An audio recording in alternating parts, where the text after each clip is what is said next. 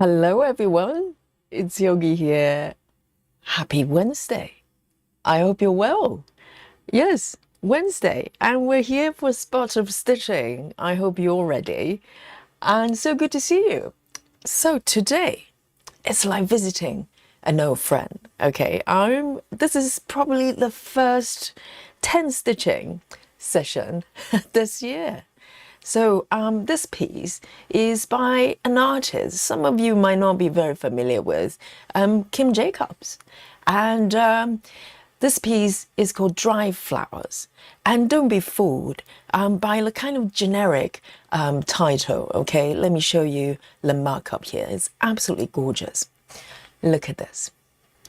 Isn't that beautiful? So this is kind of, in my mind, I'm kind of imagine this is probably autumn time, and when all the flowers, in the spring and summers, and you collect them and turn them into dry flowers in this beautiful room. And look at the middle of the piece there, where the chair is. There's a little cat there, and it's just idyllic and beautiful. I just love the tone to it. It's slightly different from the other pieces I've got with Amy Stewart. Very vibrant, very colorful. This one is more slightly moody and just peaceful. I love it. And this piece, I'm doing the mini version, and I actually love the kind of effect of 10 stitches in combination with mini charts, because everything comes out slightly fuzzy, and it goes really, really well with this style, with Kim Jacobs style. All right, so let me show you where I am right now. I started from upper left side, and this piece I only started a year ago. Pretty much, maybe up to a year, because last year, beginning of last year, 2025, I decided to embark on the 10 stitching adventure, trying out 10 stitching, 10 stitches for the first time for full coverage. Up to that point, I was doing 25 count, full cross, 1/1 through and through. So it was, an interesting journey, and this is where I am right now. So along with this piece, I started probably about 2 or 3 other mini pieces, and working on 10 stitches and on different fabric counts. So I think this one, I'll show you the fabric in a bit. Okay, so before that, I want to show you the numbers. Let's get the numbers here. All right, so the last sprint, look at the date of the last sprint. It's still running. My goodness, I haven't stopped it. And the last time I worked on it, it was 17th of November. So it's been a little while, okay? So I am going to erase the evidence there, clear the crime scene. Today is a new day, a new session there. So I am going to start a new counter, okay? And I'm going to just leave the name to it, and this counter is going to capture every single stitch I'm going to make today. And yesterday I did pretty well. Yesterday, guys, if you're here, I did over 400. I think it's 400 and a little bit. I was so stunned. I nearly fell off the chair. So today, I no expectations, okay? It's like yoga, no expectations, and I'm just doing the best I can. But it's 10 stitches, okay? And in theory, it's a little bit faster, but not always in my case. So in terms of percentage, if you look at the upper left there, where it says progress, currently, I'm very close to 7%, so 6.73. So I have no idea how many stitches I need to make in order to make it over to 7, but I'm pretty close, pretty close. And if you look down as well, the number of colors for this piece is 90, so it's quite typical for a mini piece. It's pretty much the same as regular. For regular size for Heaven and Earth, okay? So this is where I am today. And I'm going to say hello to all of you. Hello, welcome. And if you know, that we have some new friends here and new joiners that joined us recently. And so maybe you've never seen this piece before. And I'd like to introduce you to Kim Jacobs. Really, look them up. We used to have a sound day, guys. Do you remember? On Wednesday, every Wednesday, we used to have a Kim Jacobs day, and then I removed it. Okay, and things change, you know. And but Kim Jacobs is definitely one of my favorite artists here. So here we go. Who have we got here in the chat with me today? We have Rajal. Yes, hello Rajal. Welcome. How nice to see you. And we also have Sarah as well. Yes, Sarah. The quote of today from Sarah. Let's have a look. Live your life with good and clear intentions, and you will never have to spend your time explaining what you do and who you are. Yes, just live it, whatever it is, you know, instead of trying to have a master plan, just live the life that's authentic to you.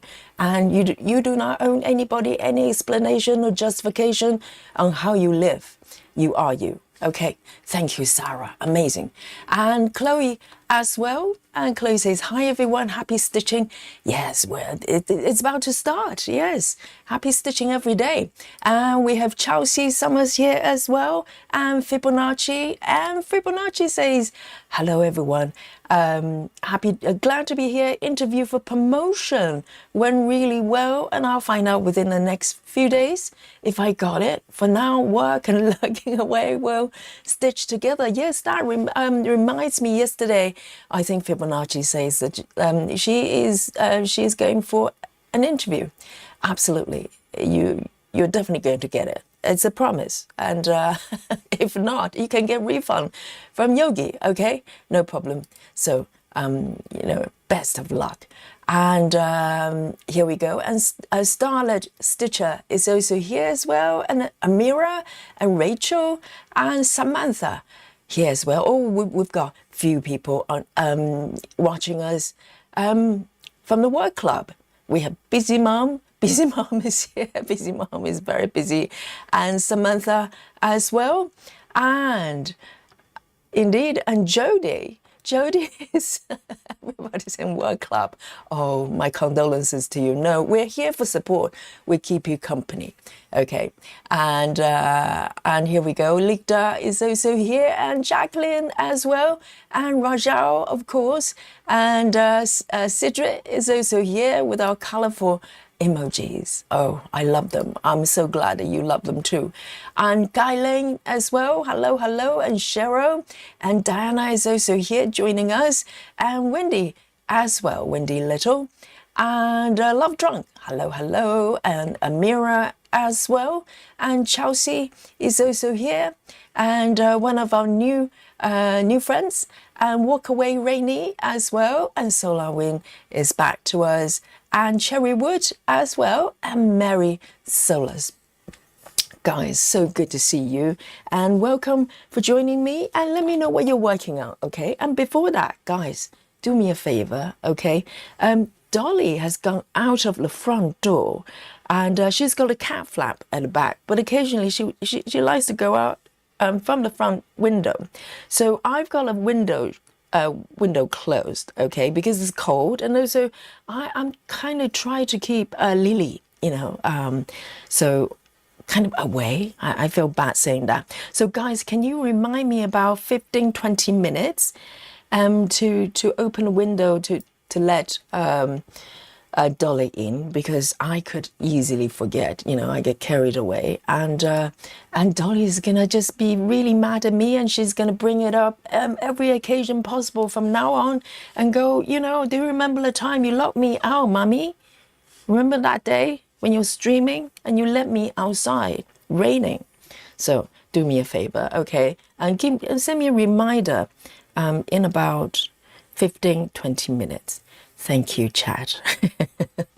I'm using the chat as a timer. And so let me zoom in a little bit, okay? Because I get carried away and I forget things. So this piece, so look at this. You can probably tell where I'm going to focus on today on the fabric. So this is, let me show you the location. of what I'm looking at right now. So this is a full piece, right? Starting from upper left. And I am going to focus on this area here. So this is what I'm looking at. And just to show you what's happening here. So I am focusing on a whole bunch of flowers on the ceiling there. Can you see that? So very colorful, probably quite a lot of purple, Okay, so, and in terms of the method, I've been switching back and forth with this piece here. So I started with block by block, row by row, actually, because I was, prior to this, I had not done 10 stitches for full coverage. So I was being really cautious. And I'm also using CXC as well for the coverage. And this is actually, I'm trying to think, it's 22 count actually, 22 count, so it's not 25. But the coverage is pretty decent. Look at this. 2 strands of CXC and 10 stitches. And so along the way, I started to do block by block color completion as well. So the difference is either you do the row, one row at a time, or you do color completion within a 10 by 10 block, and then park wherever, and then move on to the next block, okay? And it was a little bit faster, but what I found was the stitches became a little bit less tidy. And I really like the stitches, very nice and tidy, because you can see a little bit of the shape of the stitches, which actually works for this piece perfectly. It's got that kind of almost sketch-like effect there. That's so pretty. So today I am going to come back to the basics, and I want to do a block by block and one row at a time. I think that's probably the best for 2 strands of CXC, okay? But I do have one block here that I was working on last time, I think, that I was doing color completion. So to start off, I am going to complete this block, doing color completion first, and then I'll start doing row by row. I think that's probably much better. Okay, so this is a plan for me today. What are your plans? Let me know. And yes, Jody, we keep you company for sure. And Walk Away Rainy says, I'm working on All That Was Left to Love, charted by my favorite chart company, Artisy. And Walk Away Rainy is at 23%, 23.36%. Is every single digit counts, okay? Yes, I do have one from Artisy as well, and that's my Christmas house too. So so I do have that one, but I am not going to work on it again until next Christmas, I think. Yes, they have some sort of vintage looking charts, maybe charts that have been around for a long time. I kind of just get that feeling with that company, which is very interesting. All right then, so because I'm doing color completion for this block at least, I am going to just bring all my part thread upwards and start working from the bottom thread, okay, and clear them one by one.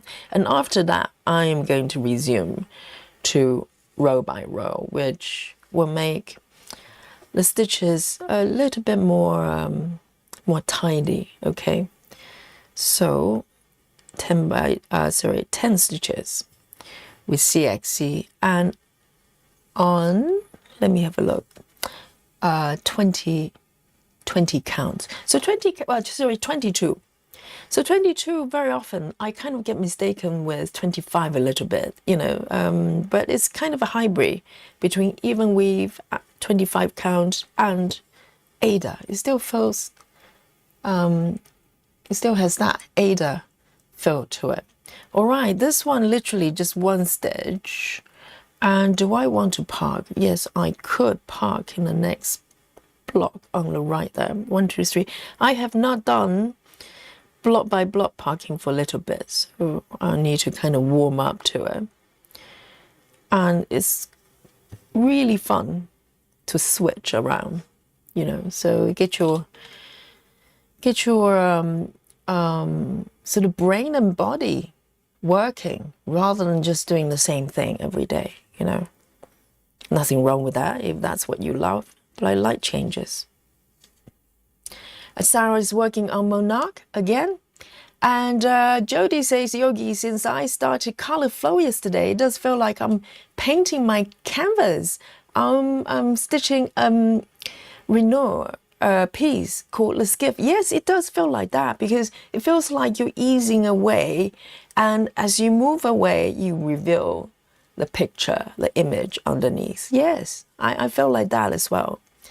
It's very beautiful. Whereas this way of stitching, you kind of have to wait for a little bit until you fill up the stitches. It's a very, it's kind of different way of doing it. And I love the changes.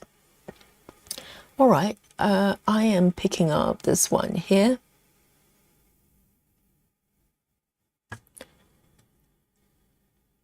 Okay, and this one, I've got 2 stitches. So color completion is a little bit faster, and in theory, you know, I wouldn't complain too much doing it, but I think I still prefer the flatness and evenness of row by row. And it's 10 stitches, so it's not too bad. It's not too bad. 1, 2, 3, 4. And I'll see if it flows. Maybe I'll switch back to block color completion again. I don't know. Who knows? I just do what I like.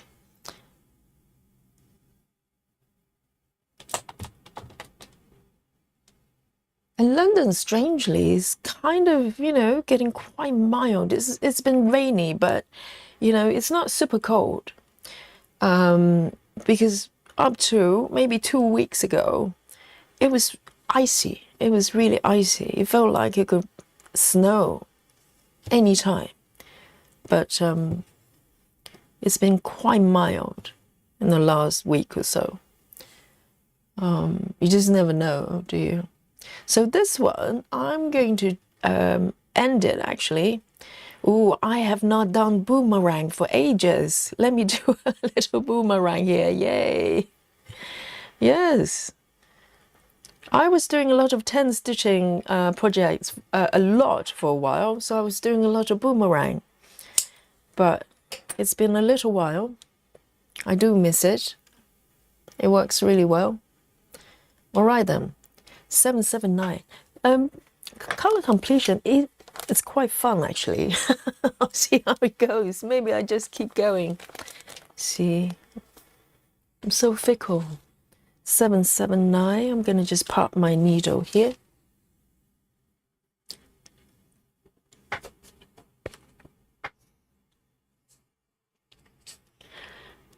Marisola says, so excited. Just got my full set of DMC. Oh, congratulations. Wonderful. I remember how excited I was when I got my full set as well. I got a wooden drawer one. Oh my goodness. It's almost like, you know, it feels like a piece you can pass down to generations. I'll probably pass on to Dolly, okay? She can have my DMC full set. But once you have the full set, things are so much easier. It's much easier to build a master set, you know. You can just take bits, small amount of the thread and compose your master set if you haven't got one already. Oh, this feels good. I like 10 stitches. I do. And let me see. You know, before that, prior to trying it in the beginning of last year, I was feeling a little bit, I wouldn't say slightly snobbish towards 10 stitches, because in my mind, I think cross stitching, you have to do a cross, don't you? If you don't do a cross, what is it? And I've seen people doing 10 stitches and I just feel like, well, why are you doing that?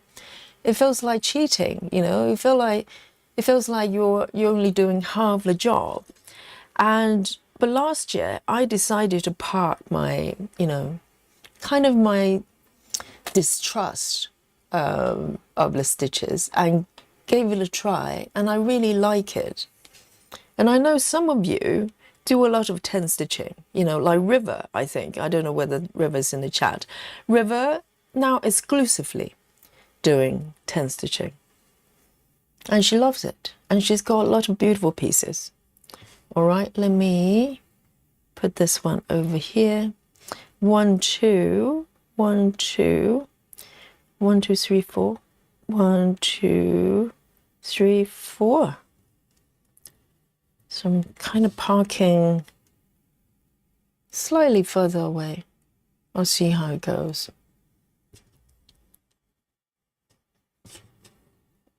I'm enjoying this.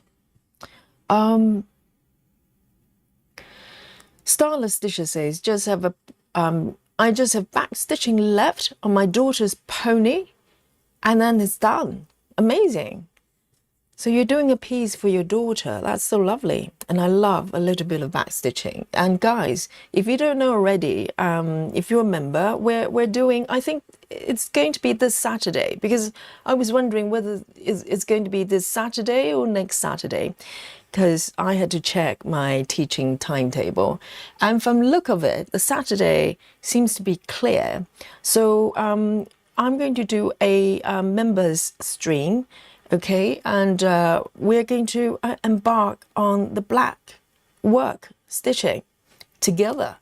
And I only recently learned about black work, and because I was doing the last members live stream, and Lona, our stitcher, mentioned that there's such a thing as black work, and the reason she mentioned that was because black work is all about back stitching.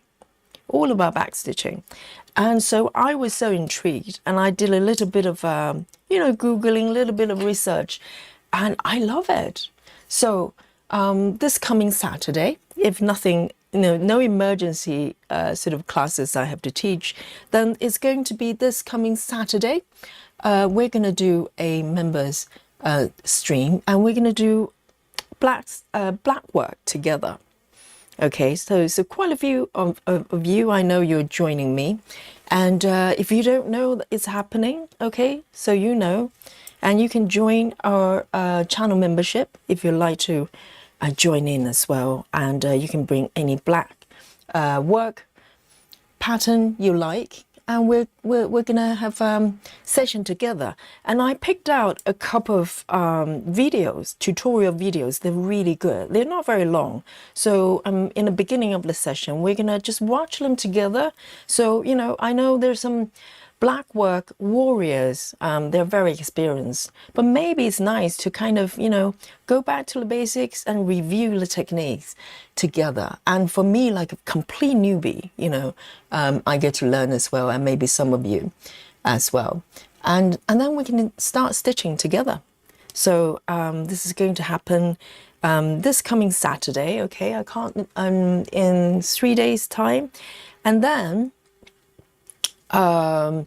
we're gonna do it just before our Amy's Jewish Sal. Okay, so we're it's been quite a few times we do double stream Saturday, so it's going to happen again this Saturday. So for members, it's going to be double stream today, this Saturday. 1, 2, 3, 4, 5. 1, 2, 3, 4, 5. And so I think it's probably going to be around 4 p.m. UK time, something like that. I want to give it a little bit more time for our session there, because this is, for many of us, this might be the first black work experience, and I want to give it a little bit more, a little bit more generous with the time there. And then once we do that stream together, with that session together, and we can join everybody and do like Amy's Jewish Sal together. So it's going to be a lot of stitching coming up this Saturday for members in particular. All right, so this one. And also on our Facebook group, I posted the pattern I'm going to do. So you can have a look. If you like to do the same pattern as me, you can grab that one. But there are quite a few free ones as well. The one I'm going to do is from Etsy. And you can get it from there. But you can just bring your own pattern and come join me. It's going to be a very nice side quest that we do together.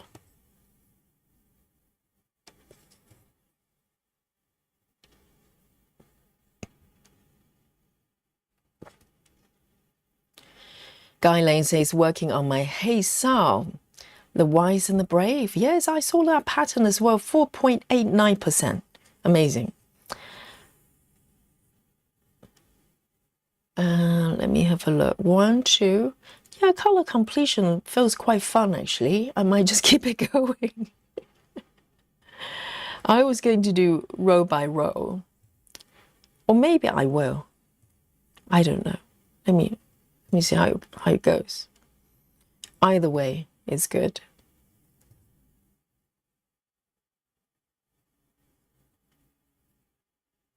Rachel says, looking forward to the Blackworth session. Me too. You know, I didn't go for a deep dive because I want to leave a little bit of space, you know. So, but I looked around a few tutorial videos as well because I want to be able to bring a couple of them that we can watch together, you know, just to warm up, and then we can do our stitching. We can learn together. So I think with this one, if they're connected stitches, that's for the next block. I'll just keep stitching. I think that may make things a little bit more efficient. Oh, hello, Chelsea. Chelsea, welcome. Chelsea has joined Yogi Squad. Welcome, our new member. Yes, Chelsea just found us quite recently, you know, last few days. And Chelsea's got some beautiful, beautiful, not black work as such, it's a white work, right? And if you haven't seen it from our Facebook group, it's stunning. I can never do that because it's white stitching on white. And so I'm kind of, you know, learning as I go, discovering this big rabbit hole because we're going from black work, and I realized there's red work as well, very similar, and then white work that Chelsea has done, and whatever else, maybe some, oh yes, and gold work I've discovered as well. So, you know, there's so much to learn here. So very welcome to Chelsea.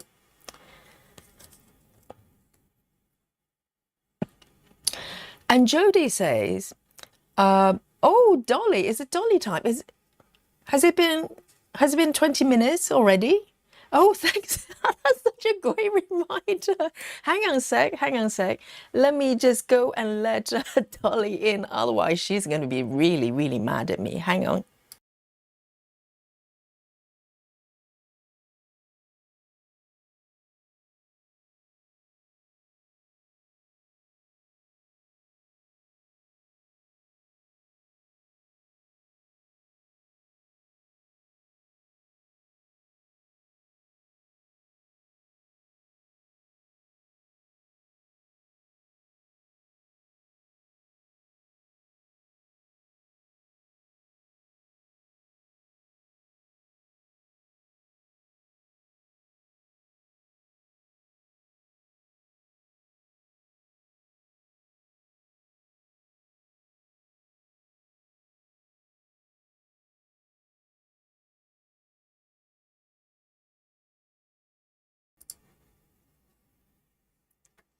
All right, then.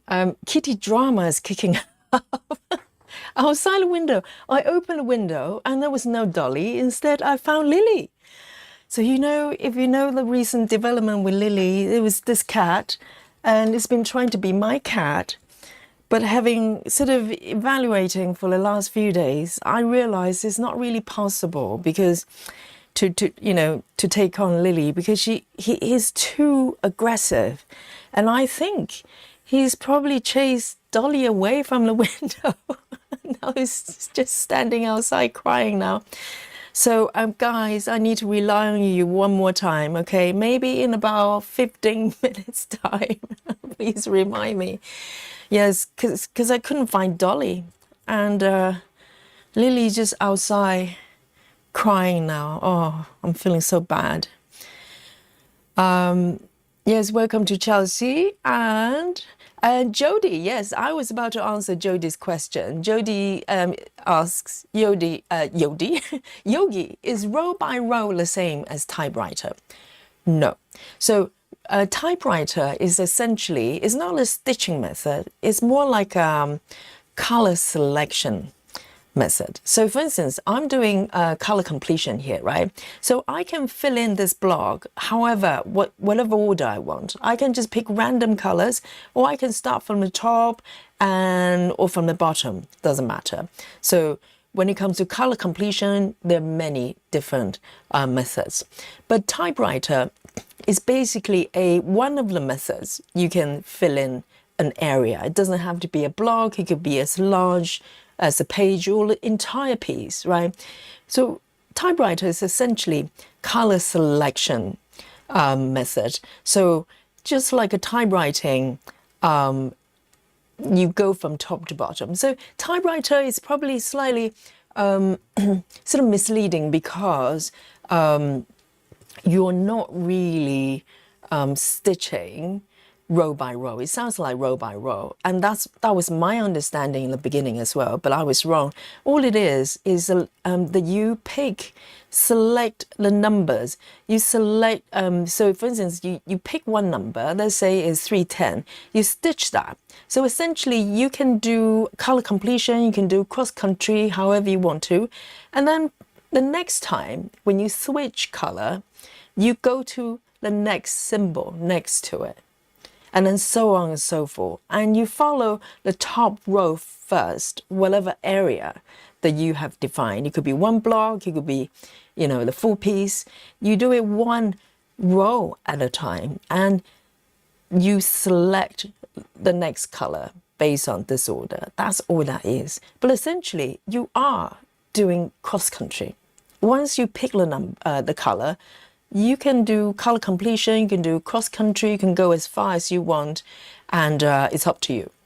Makes sense? So it's more of so typewriter is a color selection method. And so row by row is literally you stitch one row at a time and then move down to the next one. So it's slightly different. And we have another new member. Hello. Who have we got here? We have, oh, wow, we have Marilyn. Let's have a look. Let's highlight of new members. Welcome. We've got Marilyn as well. Welcome to join us. And SolarWind as well. Hello. SolarWind has joined us very recently as well. Has been very active in the chat as well. How wonderful to have you. And welcome to the club. I hope you enjoy it. And guys, if you new members, you have the members emoji, okay, created by me. it's a completely bespoke emoji for this group, because throughout the live stream every day, we come up with all sorts of terms and our own little lingo going on there, and we have emojis for those. Spooky Bingo, we have Dolly, we have Work Club. And just look into, and no calamari, of course, that's our group policy, okay? We have standards, guys, follow the standards. So here we go. So I've got these ones done. And I am going to, so I've cleared my part threads here, and now I'm going to just fill in the rest of the stitches. And Jody, here's a really good point. Once I've cleared my thread within this block, I just so happen I'm doing block by block. How I'm going to fill in the remaining stitches is up to me, right? And I can go for typewriter. In fact, I'm going to just use typewriting method to pick my colors here, so I can demonstrate to you. It's perfect timing. So I finished my part threads. So if I have part threads, I always take everything over to the opposite direction, and then start from, start to clear the threads from the outer edge. I think it's quite standard. And now, whatever's remain, I am going to use typewriting method. So let me show you my block here. Okay, if you look at my app here, I am going to go for, from the upper left, always go for the highest stitch that's on the far left here. I suppose you can probably do it the other side as well. So you have to pick a direction, and then you start picking your color that way. So there you go. 402 is only one stitch. 402. So I'm doing typewriter method to finish, to complete this block. And that's all that is. That's what typewriter is.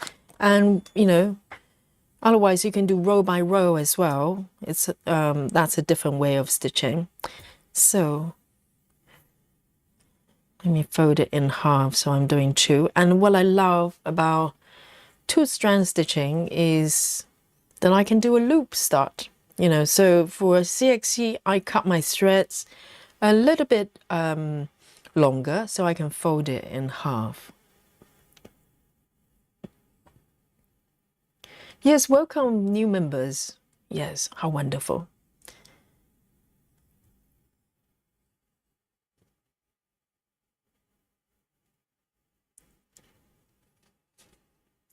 Hey, Travis. Travis is from work club as well. Travis, yes, everybody please send Travis some work club love. Yes, Travis doing very long shift every day. But he's working hard for little Marek and the other boy as well, whose name I don't know. So, and this one, I'm going to just do a pin to secure it. It should be quite nice and secure.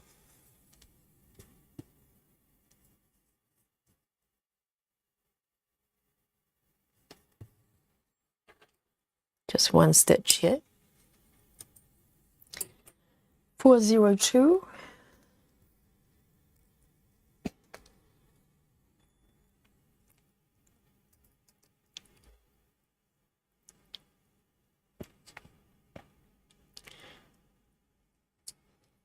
And Marilyn says, hello, I've been lurking in the background for a while. I have black work piece called a Saveless Stitches. Hang on, let me highlight this. So our new member, Marilyn, is a blackwork warrior from the sound of it. She says, I have a blackwork piece called Saveless Stitches that I've been working on since 1915. Well, Marilyn, now it's a good time. It's fate, you have found this channel and we're doing blackwork stream. So yes, it's time to pick it up and join in to revive the piece from 2015. Welcome. And Chelsea says, what pencil do you use for gridding? Okay, this is going to be a very specialized, very hard to get pencil. It's just a regular pencil I got when I stayed in Venice a few years back. So it's from the hotel, and you can call them for reservation, okay? And yes, but what I love about this one, because I do have the other one, so I just use regular pencils for marking, because it's full coverage. You can't really see it, if I show you this bit, it covers up really well. So I don't mind if the lines don't go away. But just to show you the difference, okay?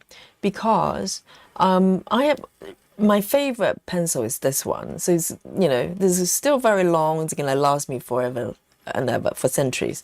But I do have this one as well. This one is slightly a little softer, and I don't use it because it the lines are a little bit thicker because it's quite soft. It bleeds a little bit. If I just do a little bit, you can tell that it's darker and the lines start to get a little bit blurred. Whereas this one, I can get very precise, thin, very thin line here.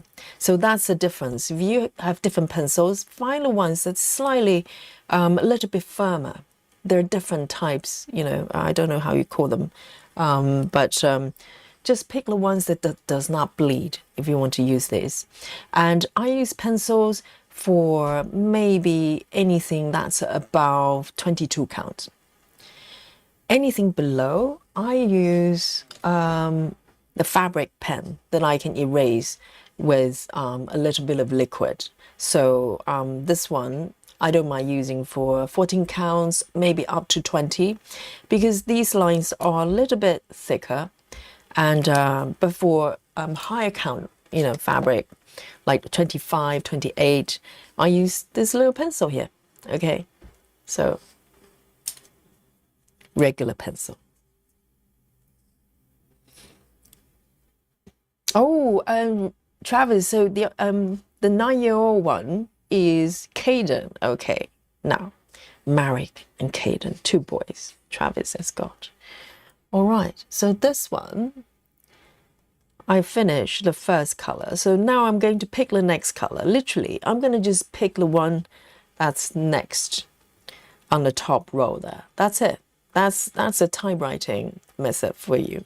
And, you know, you pick the color and you do whatever you want. You can do, there are all sorts of, you know, methods you can just blend with typewriting method. You can do cross country, and I know, you know, you can do farm and frolic. Is it field and frolic, which is complete the block, and then if you have thread left, you can stitch the surrounding area. Any combination. So how you stitch it is up to you. So it's literally just a color selecting method. 3778.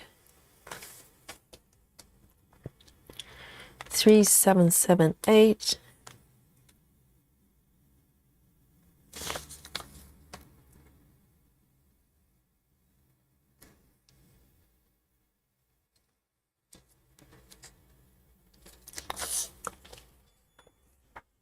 Here we go.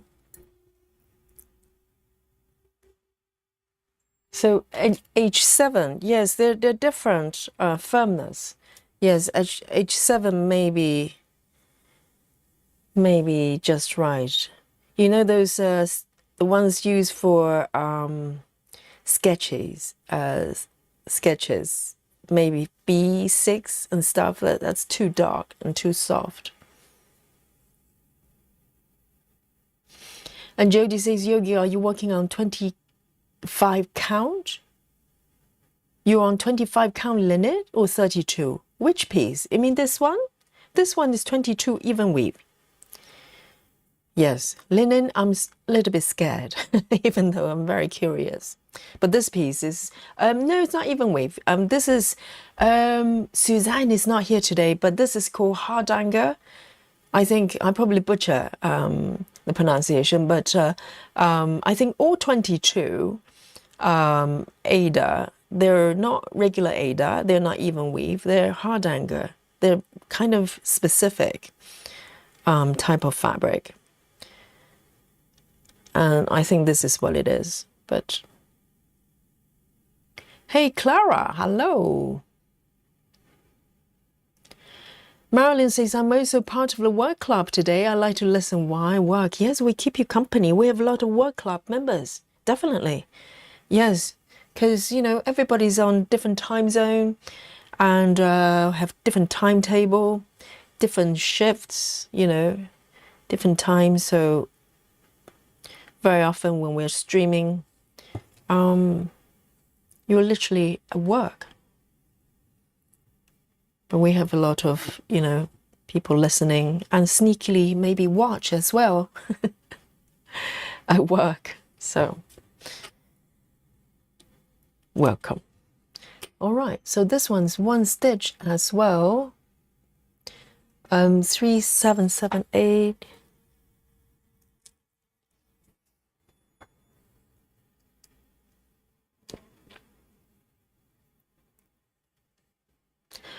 Jody says normal pencils are HB, so you want to get pencils within the H in the harness. Yes, I can't remember how the range anymore. I used to sketch a lot, but it's been a little bit.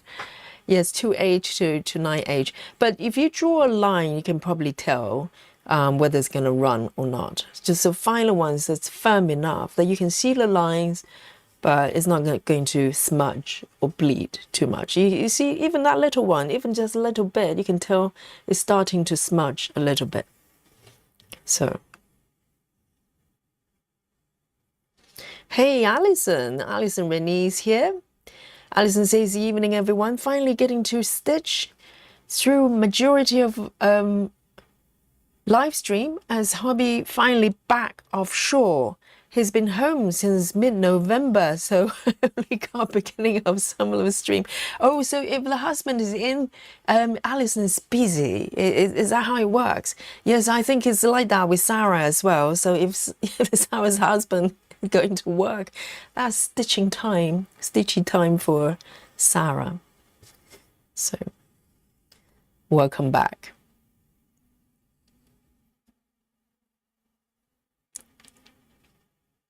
Jody says, I've been doing typewriter this whole time. So Jody, have you been doing row by row or typewriting? Because essentially typewriting, you would, most of the times you were doing cross country, really. All right, I'm going to keep going with the typewriting. There are a few ninja stitches. Not too bad, not too bad. 436. 436.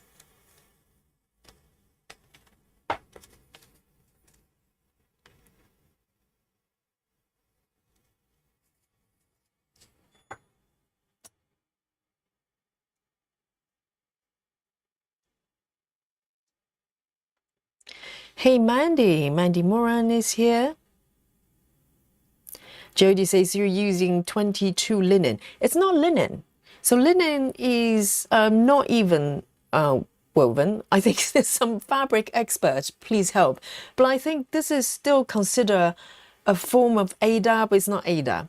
So 22 is still Aida. I think Aida up to 22, 21, up to 20, because we actually did a few sort of deep dive live here together as well. We did some research together, and that's how I learned. And because up to that point, I just call this 22 even weave or something, because it feels more even weave rather than Aida. 20 still feels like Aida, but 22, I've been told this type of fabric is called hardanger or something like that, and it's Swedish, I think, because they use this fabric to do a very specific type of embroidery, and that's how that came about. But this is 22 counts technically, so it's not linen. I think you can probably get 22 count linen, but it's going to look very different. The fabric's very different.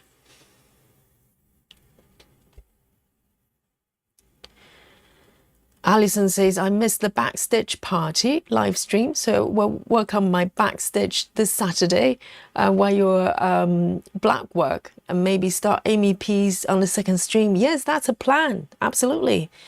Yes, it's black work, but you can do any type of back stitching. Just catch up from the last stream. Yes, last stream we were doing back stitching for one of my pieces there.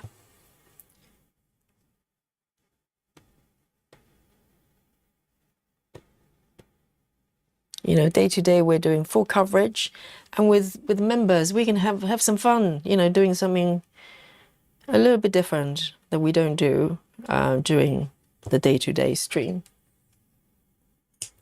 And there's so much to learn as well. It's incredible.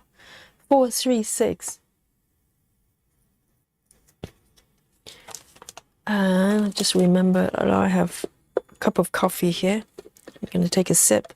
Let me know what you're drinking, what your power drink of your choice. Oh, lovely. Chelsea say, hoping my eyesight back to normal for Saturday stream.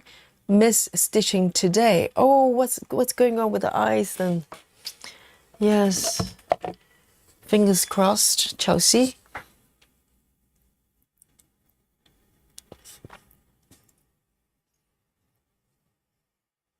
So Jody say most cross country.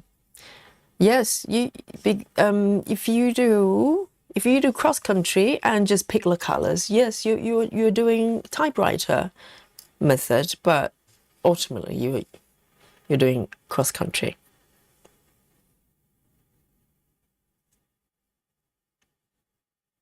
Oh, Chelsea says Ada is cotton. The weave is very, let me just highlight this so you can read as well. Chelsea says Ada is cotton. The weave is very even with cotton, as whereas linen weave is thick and thin. Yes, that's true. That's not. That's why linen is kind of more challenging to read, particularly with higher counts, and it's not standard thickness. Linen is so different. Is a different plant. Yes, absolutely, and also.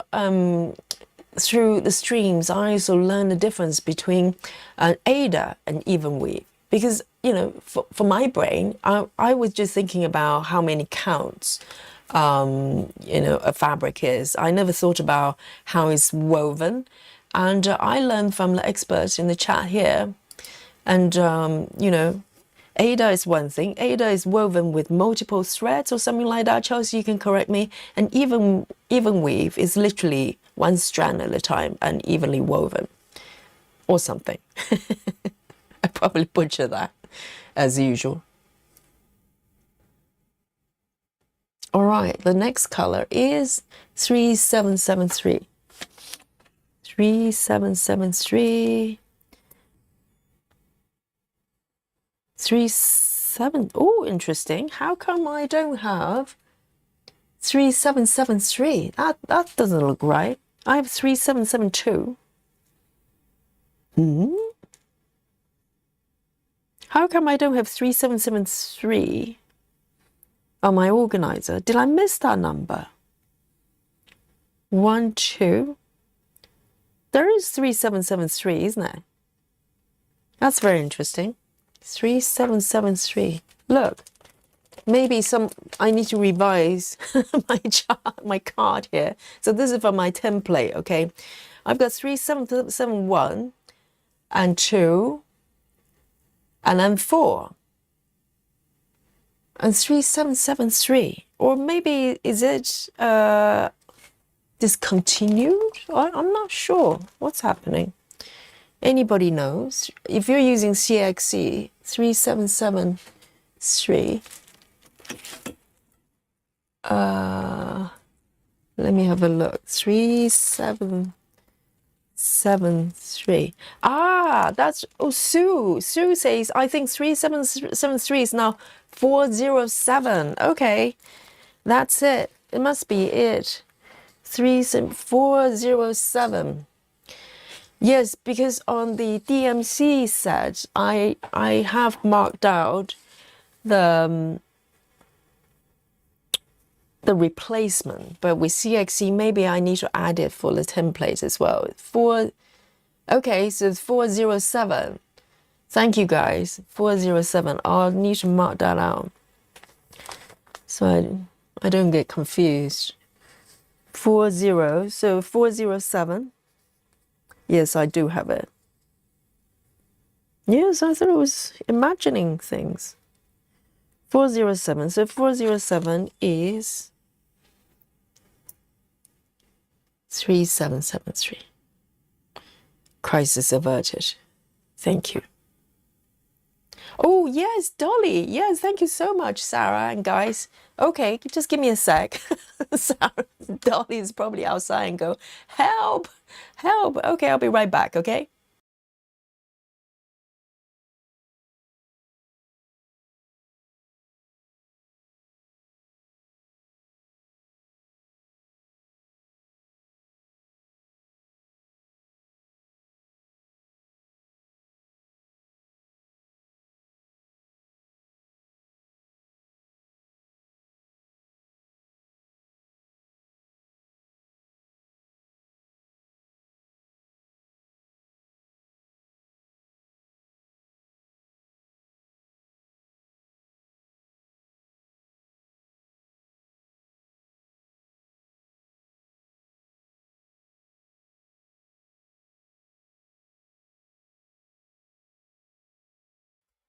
Okay, all is well. She's back. Oh, now she's looking like, where have you been? Why did it take you so long? Babe, do you want to say hello? Hey, come over here. Come over here, babe.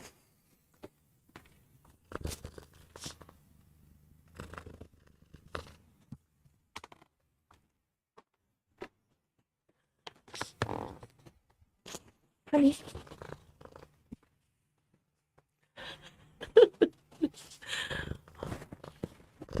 You're not mad? You're not mad at mommy? Come on then. You want to say hello? Stop. Oh. And she's looking a little bit hyper there. Yes. She probably got bullied by Lily out there. Are you okay? Do you not get bullied?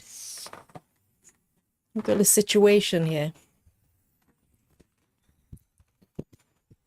And the thing now is I have to be more consistent, you know, and not cave in for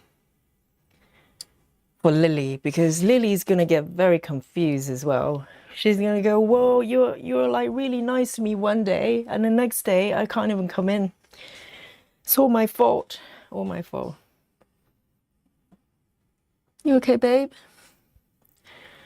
So thank you for the reminder, guys. I just totally forget. The worst mom ever. You know, I'm one of those people, I probably, if I have kids, I probably just leave them at restaurants. I leave them in a car, in cars, you know. I'm just one of those people. So it's probably a good idea that I don't have children.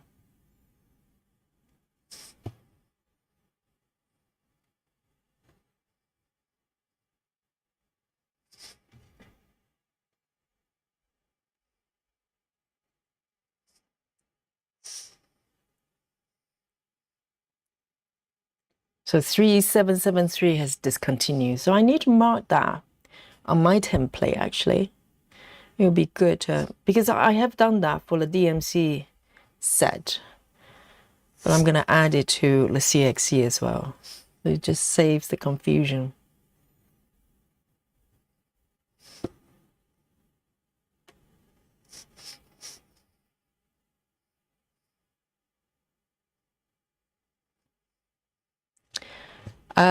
SolarWind says, is that a picture of Dolly? Yes, it is. That's my little Dolly. And the emoji is her as well. Dolly.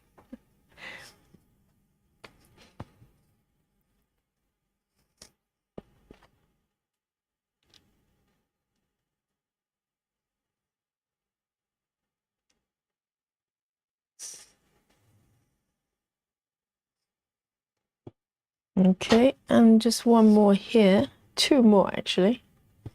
I'm going to do a boomerang. Are you okay, babe?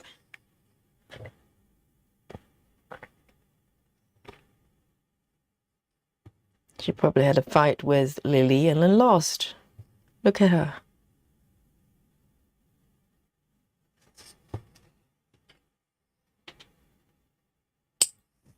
There we go.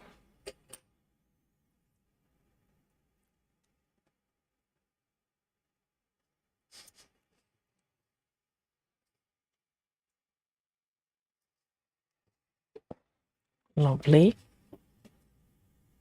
So technically, if I finish this blog, I can come down here and literally start typewriting as well. It's quite far, it's about 4 blocks. I'll see how it goes.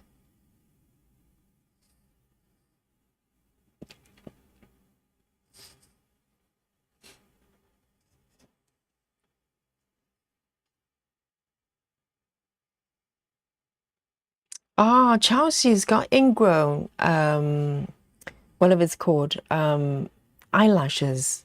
Wow, that can happen actually. It must be quite uncomfortable.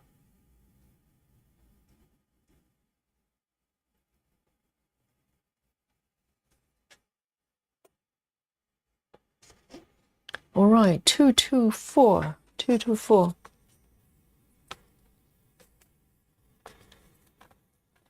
2 to 4.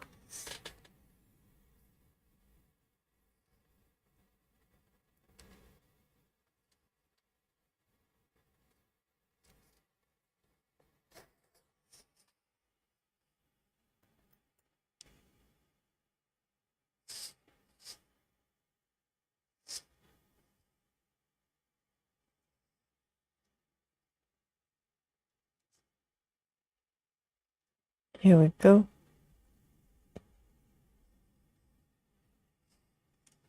And also lighting is so important as well.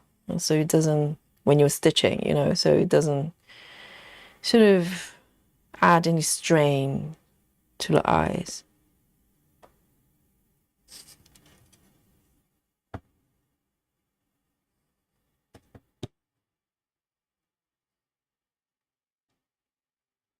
So this one literally just 2 stitches.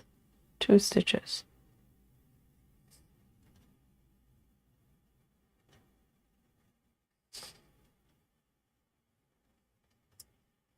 Oh, can you laser it off? Wow. Oh, so maybe some lashes, they just have a tendency to grow inwards. So if you can remove them, maybe that will help it. Yeah, that cannot be comfortable. Anything around the eyes, you got to be very careful.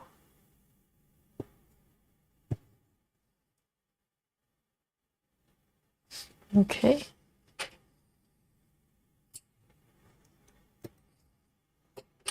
Two to 4.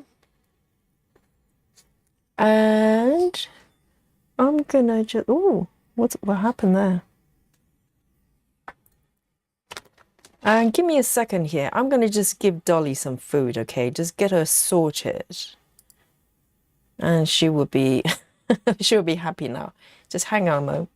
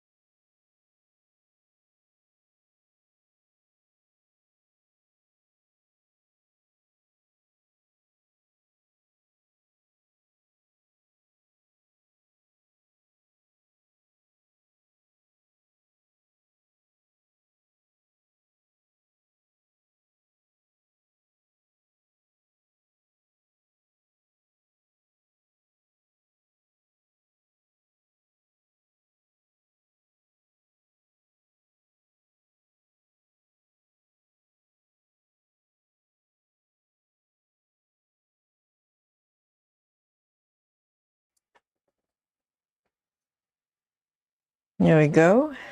All done. Oh, now she's happy.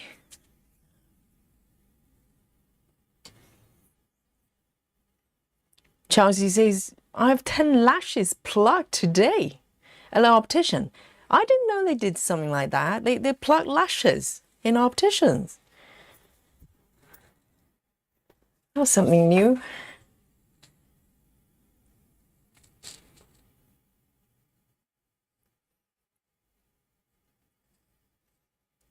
Hey, Lynn. Lynn says, hi, Yogi. Hope you're well. I watched Gemma today.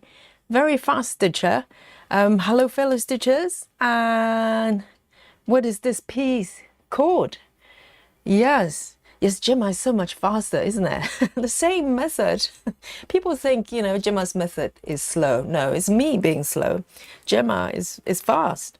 Gemma can probably do, I don't know, 200 an hour with her method. So it's me, not her, okay? And this piece is called Dry Flowers. It's by Kim Jacobs. So look her up on Heaven and Earth. She's got some beautiful, beautiful pieces. I mean, some pieces are slightly more challenging to stitch because her style is very kind of airy and fluffy, very light. So, you know, you kind of have to have a strategy going in. This one is pretty strong, I think, color-wise. I've got one other piece from her. It's called Quoting Room, something like that. And yes, it's currently having a slight break right now, that piece, and resting nicely. And I will be resuming to that piece very soon. 3861, 3861.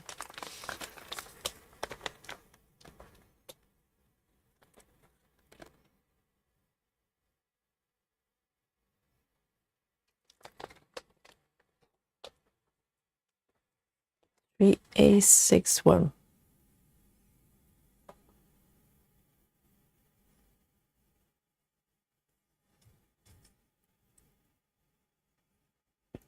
Chelsea says you did 402 yesterday.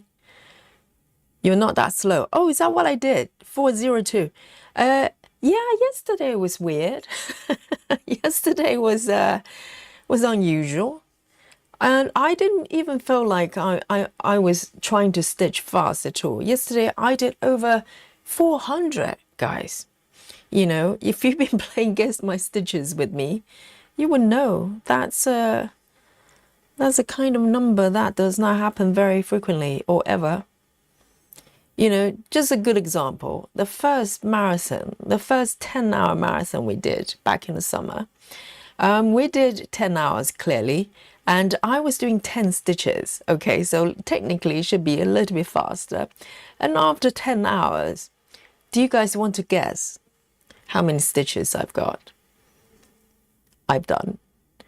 I'll just give you a few moments there. If you've got some, you know, if you've got some wild guesses that you can come up with. 10 hours, okay, guys? 10 hours, 10 stitches. Guess how many I did for 10 hours. So this one, I am going to park it over here. 3 down, 1, 2, 3, and 2 from the right. Hey, Janine, hello. Welcome.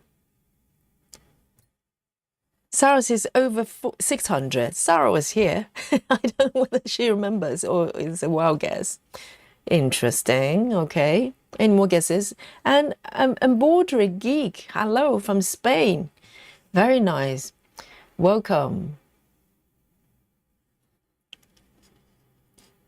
And Janine, Janine's on her way home from work club. So work is finished. Yay. And safe journey, okay, Janine? No texting and driving at the same time, unless it's someone else driving. Okay, we have some guesses. Sarah's got inside information, okay? She says 600, and Travis says 725. Samantha says 500. Lane says 730. Rajal 600.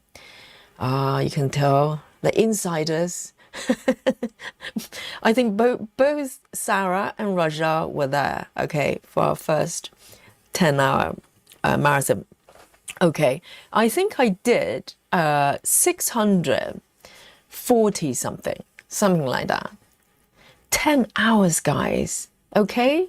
So that's why yesterday 400 was shocking. I don't know what happened. Maybe I fell into some sort of, alternative dimension or something, that I had extra time. But yes, I was quite shocked. But I don't think my ab was broken. I think I actually did 400. That was very nice. 452, 452, 452.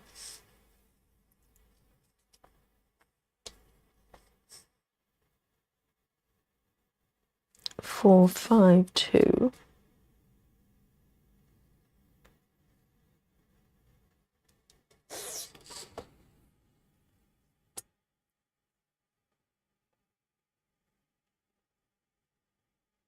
Ah, okay. So the husband is driving. Good, good, good. That's all right then.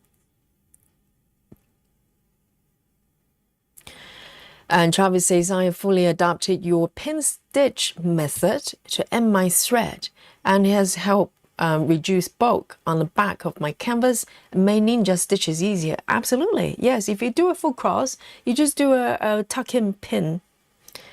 Yes.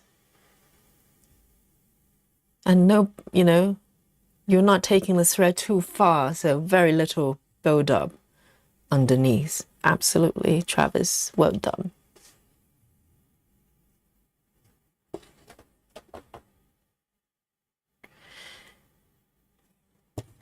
So this is it. So this is why I want to do row by row instead. now I remember why I wanted to resume to row by row, because yes, it was quite fun filling in the stitches, but eventually you'll have to come back and fill in those loose stitches, sometimes one or two, and also with color changes, there might be some build up underneath as well. And the stitches start to get less and less even. It looks fine so far, but if I touch it, it feels very bumpy. And if you're doing, I think these blocks, I was actually doing row by row, and it's completely flat. And the stitches are so even, and I love that. So now I remember why I want to do row by row. So I think that's what I will be doing for the next block.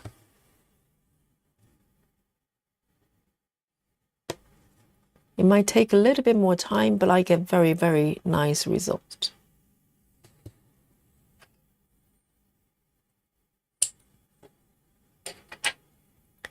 Four, 5, 2, 4, 5, 2.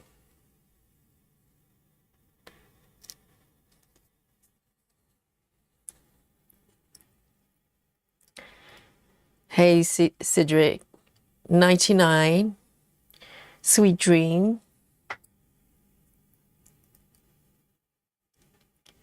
Travis says this project has been a giant experiment. I think Travis is referring to his Pokemon, which is giant, yes. And Travis has been very experimental as well, which is good fun, isn't it? Because, if you approach it the same way through and through, it's kind of predictable, you can do it. But by changing methods, it's so much fun. All right, 524, 524.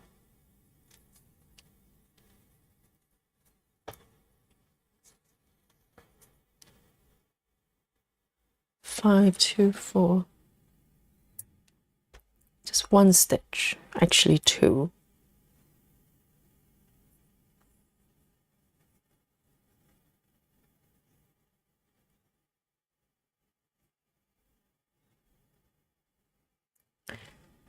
Just single stitch here.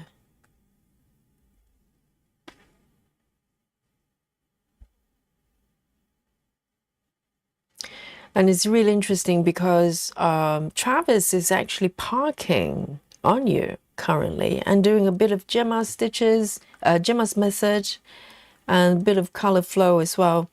But the other day, I think, I don't know whether you're here, Travis, Joyce is doing a stitching kit as well. I think it's the first one she's doing, and she's not enjoying it because I looked at her picture of that piece. It looks like she's parking and doing, I'm trying to think, is it maybe some sort of maybe not color completion, maybe kind of block by block from the formation of the stitches. And she's not enjoying it because the fact that every time she changes the color, she has to refer to the chart. Whereas the joy in my mind of stamp kit, I've never done it, but from the sound of it, the concept of it is the fact that you don't have to worry about the chart. You just follow the symbols. But if you're stitching, for instance, this way of stitching, let's say you do block by block, there's a lot of color changes. And each time you have to reconfirm what colors, what symbol is what color, because you don't have an app to track, right? So in some way, it might actually make it less, I don't know, it probably more work. I'm just thinking. So unless you just follow the symbol and just keep doing cross country, then it's actually probably, even more labor intensive. 3787, 3787.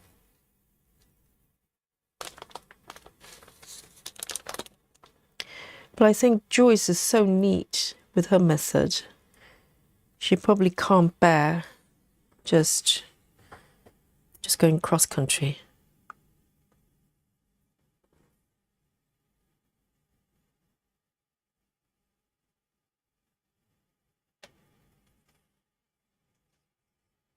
All right, 3787. And after this block, I'm going to be doing row by row. I think I'll be happier doing that.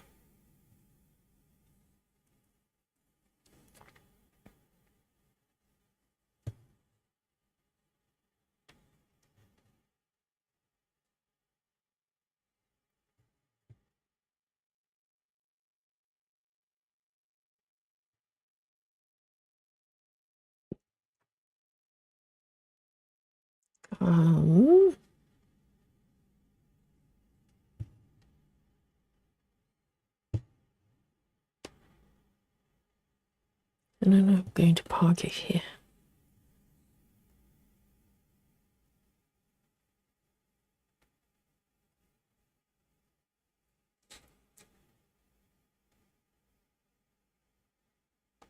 Okay, 640.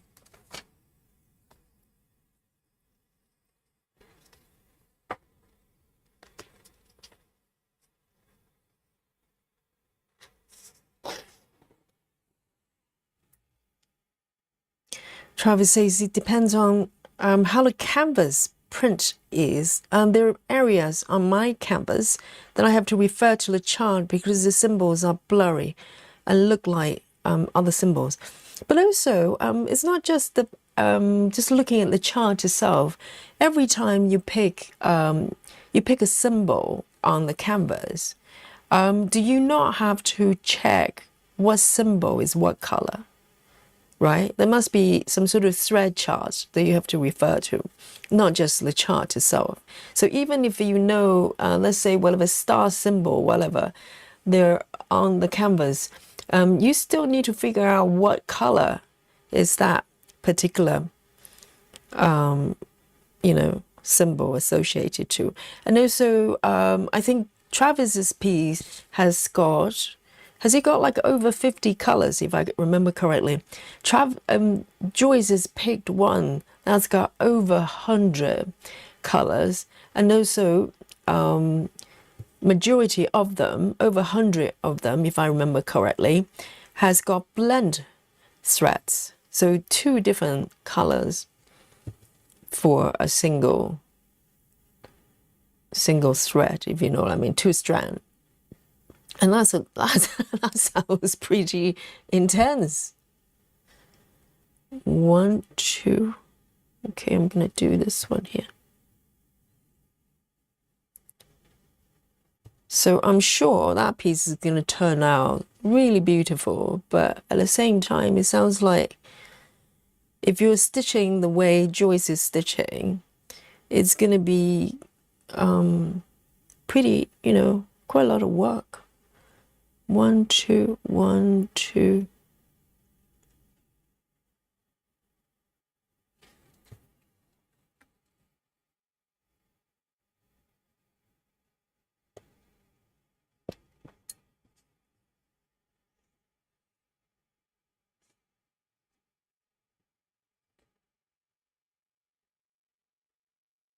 Travis says 40 colors. Okay, so it's not too bad. 40 different symbols. Yes, but Joyce's piece has got over 100 and quite a blend threads as well, which, you know, which ultimately you're stitching with 2 strands, but it's the fact that you have to constantly, instead of 1 color, you have to pick 2 in order to create the blend. So you kind of have to enjoy that, otherwise you're in a world of pain. 6, 4, 5, 6, 4, 5.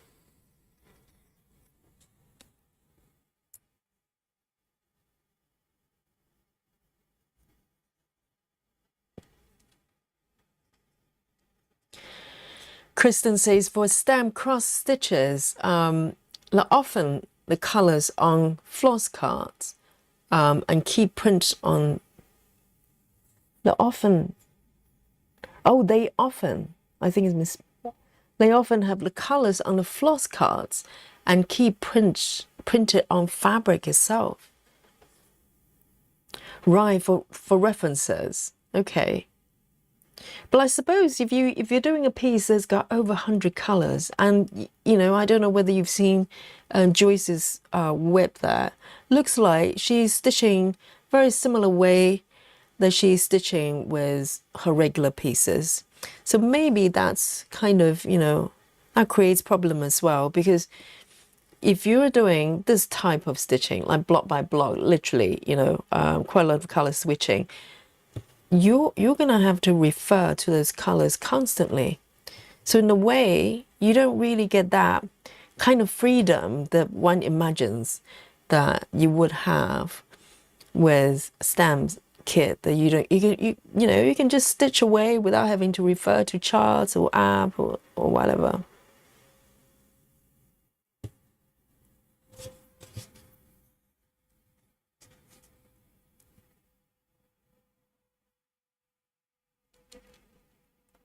Okay, I've got one more here. For a mini, you know, 90 colors, because there's some sort of, I think it's probably misled, a misconception, thinking mini is easy to stitch. In fact, if you think about it, Heaven and Earth have mini pieces and regular colors, regular size pieces. They're both 90 colors maximum. But if you think about, just do the, you know, the maths there, the same number of colors on a smaller piece of, you know, fabric, it means more color changes. So mini is just smaller, less stitches, but it doesn't mean it's easier. It probably has more confetti. 310. Oh, 310 has arrived.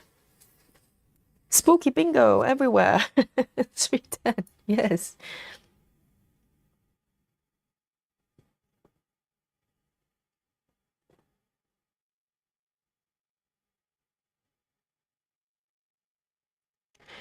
Lynn says, Yogi, I have cheese and crackers covered up for 10:30. No chocolate. Yes, cheese and crackers, very sophisticated. Why not?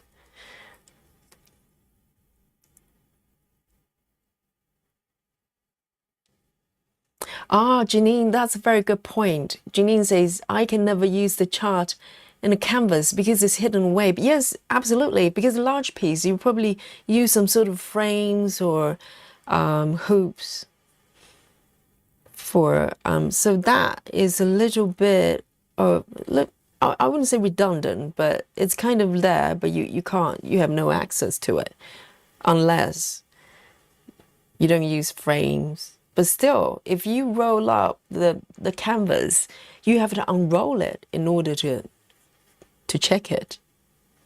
So I don't know. Those of you who have done stamp kits, what would be the best way to work with it? In terms of stitching methods, do you just go cross country and just keep going? In my mind, that might be a little bit easier, right? So there's a lot less color changes that you have to do.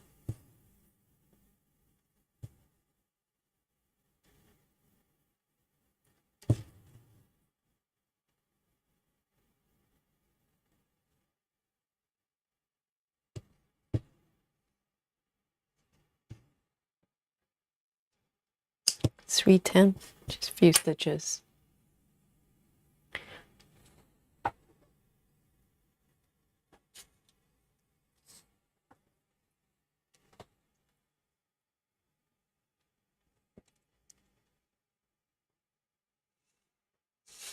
Hey, James, the PH Stitcher. Hello, welcome back.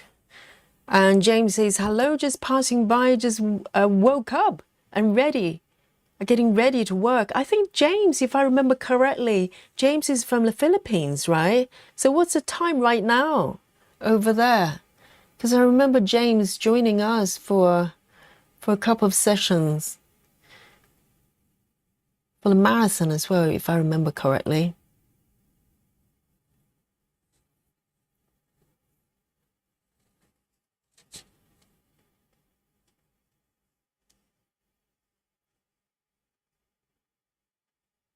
And of course, James is getting ready for work. Guys, you know what you need to do for James? Flash the work club card, guys, for James. Travis says, there's another Pokemon stamp kit I want to get. That's 237 colors. So is that different design? You wouldn't want to do the same design, but different. Wow, yes. I mean, that's the thing, Travis. The more you work on projects, the more ambitious you become, right? You just want something that's sort of, you know, a little bit more challenges. Absolutely, same here. Yes, this is for you, James. Enjoy your work.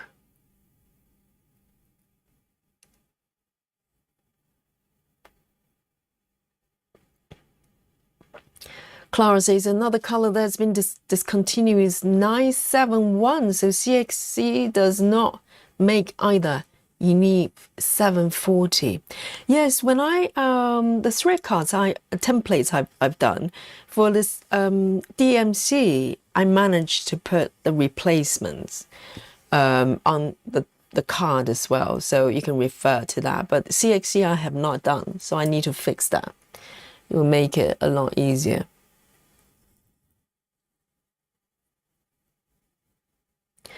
Travis says, I cut the legend off my chart so I didn't have to roll. Oh, yeah. Or maybe just take a picture, right? You can just take a picture and just refer to the picture. Yes, because otherwise it's hidden and you can't use it anyway. Janine says, I do my favorite method on stamp kits, mini cross country by item on the chart. Okay, so you're focusing on whatever it is, like a motif or object. Yes, that's a nice way of working on it as well. And you can just focus on that area and do mini cross country. Yes. I think if I don't know. I've never worked on a stamp kit. I don't know if I will ever, if I want to park, because I think the fun, you know, the fun element of stamp kit, if I were to do it, would be the freedom, right? That you don't have to constantly refer to apps or the chart. So I probably want to do cross country as well. 413, 413.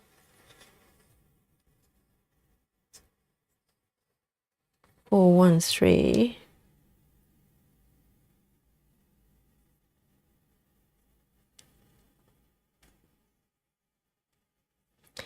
James says it's 6 a.m. here in the Philippines. Oh dear. Good morning then. So is it 6 a.m. Wednesday or Thursday? It's probably Thursday already, I'm guessing.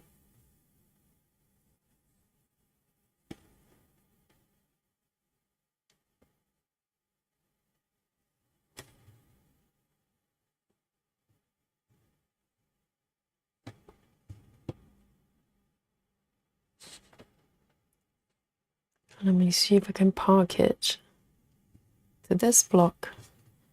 All right. 1, 2, 3, 4. 1, 2, 3, 4, 5. 1, 2, 3, 4, 5. Travis says it has more Pokemon in it. Oh, yes. I think they're constantly creating new ones, right? So you have to keep doing it.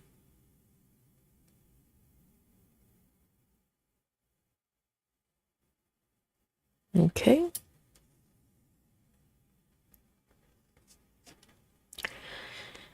Janine says, I have parked on stamp kits too. It worked. It works and the threads are there.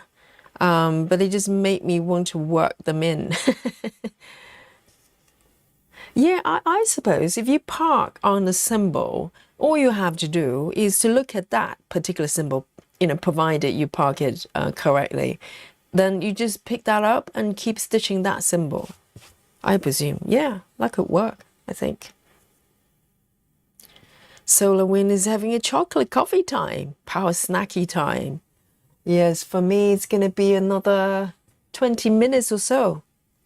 About 10:30 UK time. You guys enjoy it? Yes, power snacks for power stitching. I'm having my power drinks, power coffee.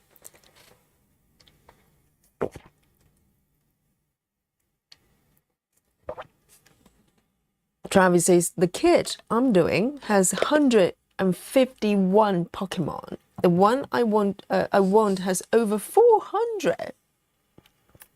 Miho is doing it on her channel. 400. Does that mean, is that 14 count as well? It's going to be massive. Or is it higher count? So, maybe the canvas doesn't have to be enormous, like a bedspread.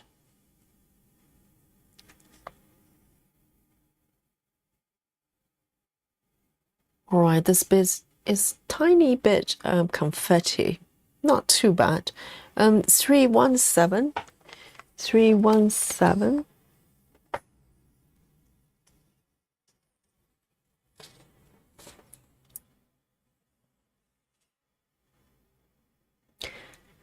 Chelsea says, I'm doing a stamp kit and I find I'm working off the paper pattern more as the symbols are not clear.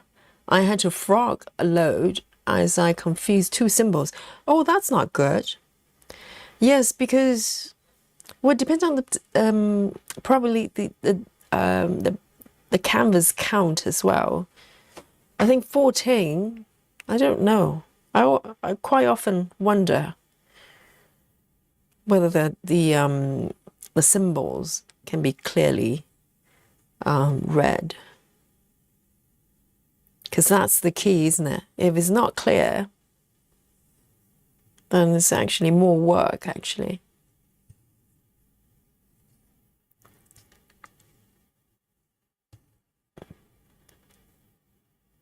That one.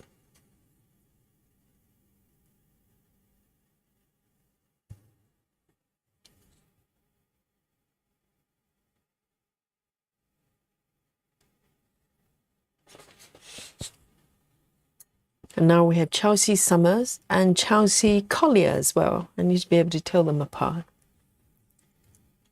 Kristen says, I can say I've never thought about it, but it seems like parking is a brilliant idea for stamped. So easy to see where to park, and then that color is actually parked in that spot. Yes, I think if you provided you park them correctly, right? And if you park in the right spot, literally, you just pick it up. You know what symbol that is, and just keep going, right?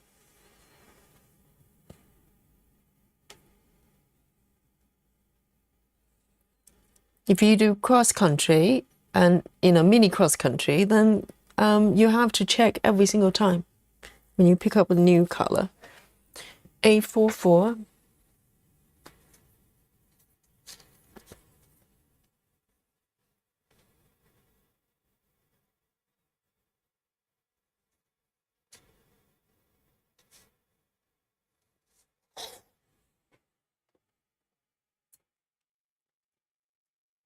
The color palette for this piece is just so earthy.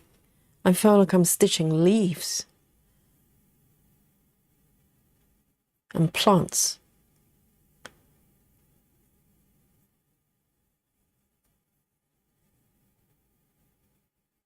Oh, so I have it up to 18 counts. Well, provided that the symbols can be read clearly. Because otherwise you're going to end up with an enormous canvas.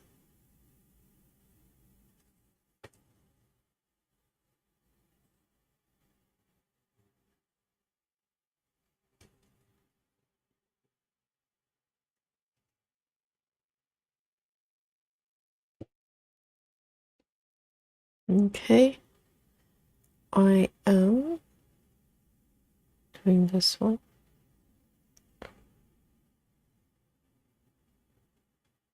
That one, that one.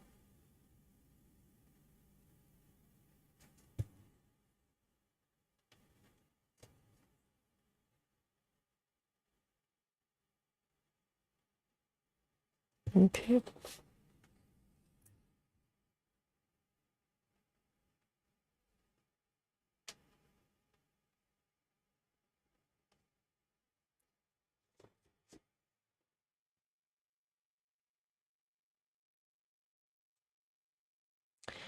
So from here, to be honest, because these colors are connected with the block below, I'm going to leave these stitches there. And maybe, let me have a look. Let me find somewhere. Okay, then I'm going to move down here to the next row here, to the row below, and start working on these ones. So I am going to do row by row from here. I'm just happier. I think the stitches are going to come out neater that way. So row by row with part thread, literally, I'm working from top to bottom rather than bottom up, even with part threads. So, all right. So I'm starting from the top.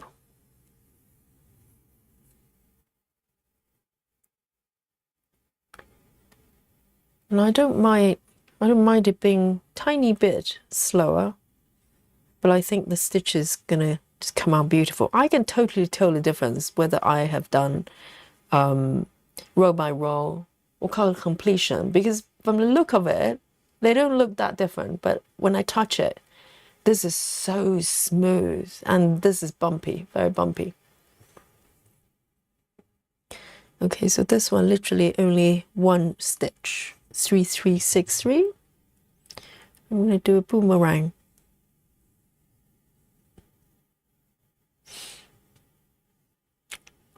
Oh, hello, we've got a new friend.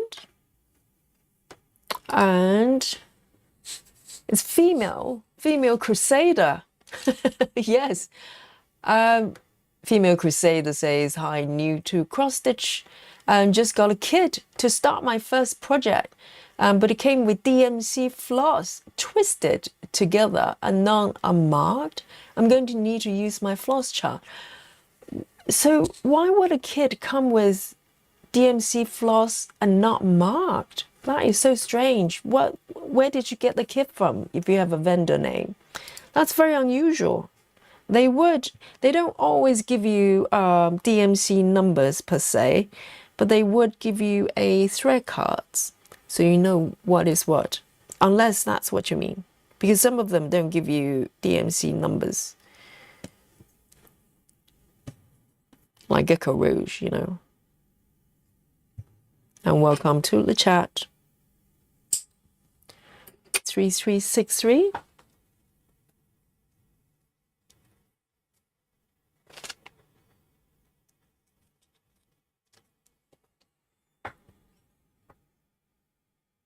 Lona, my darling, where have you been? Lona, be here on time for the class. Probably taking care of mum as well. Welcome. Good to see you.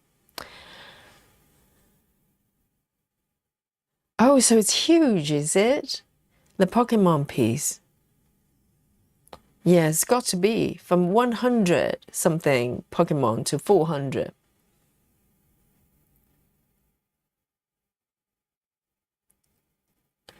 All right, so this one is for 640. 640. I've got one here actually. In fact, why don't I? Okay, it's a little bit bold. Okay, I'm gonna just work maybe these 3 blocks together, or maybe even 4, row by row. How's that? Dun dun dun. Yes. Let me have a look. I'm trying to use the same thread here.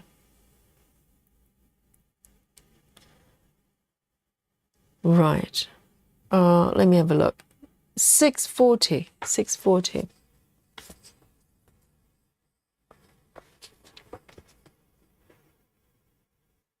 I'll try to push the boundary and see if I fall off the cliff.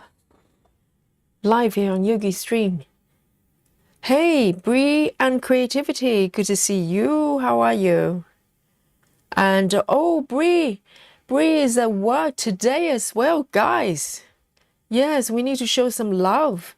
And Bree says, I'm at work today, but listening. We're getting snowstorm here, so I may leave work a little bit early. Yes, that's great.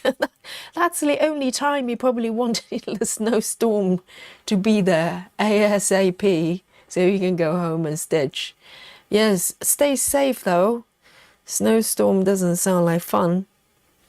Yes. Bree's our work club member. And needles keep me busy as well. Hello, hello.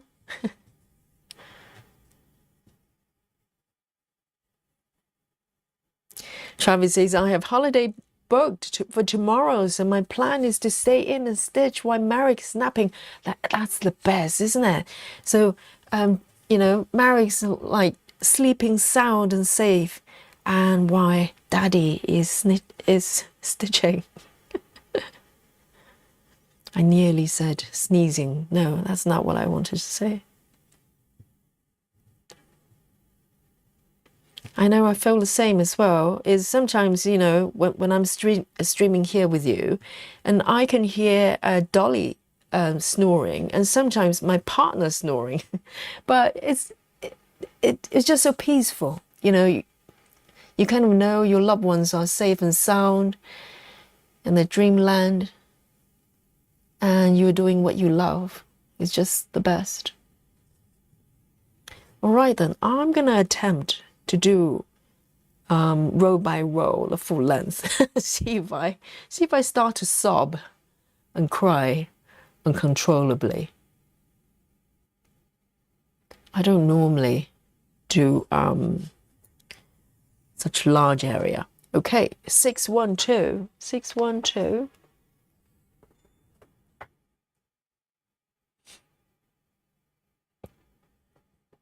Lona says, I don't seem to be getting notification, the bells. But Lona, other than Fridays, we're starting roughly around the same time, most days nowadays. Sometimes it varies, you know, half an hour or so. But other than Fridays, we're here. pretty much every day.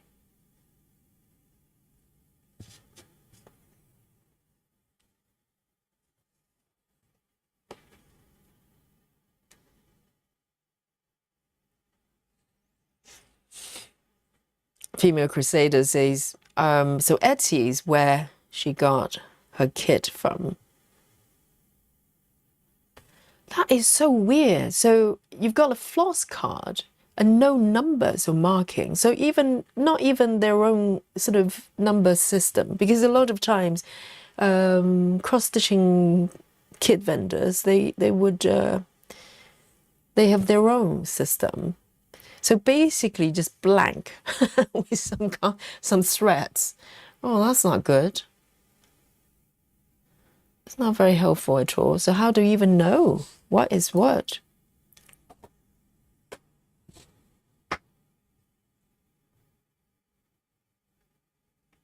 Sarah says, I've had kits that threads are not labeled.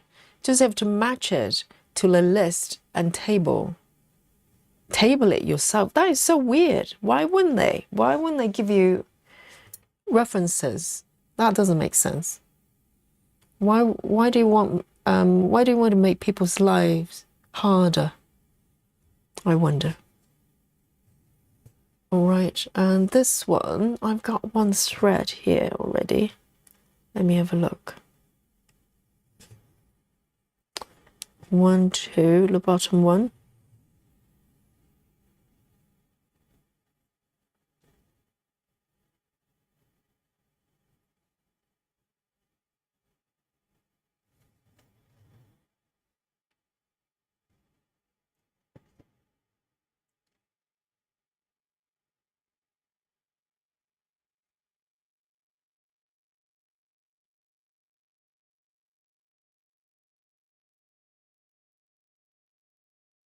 So I've got 2 stitches here. 1, 2. 1, 2, 3. Okay.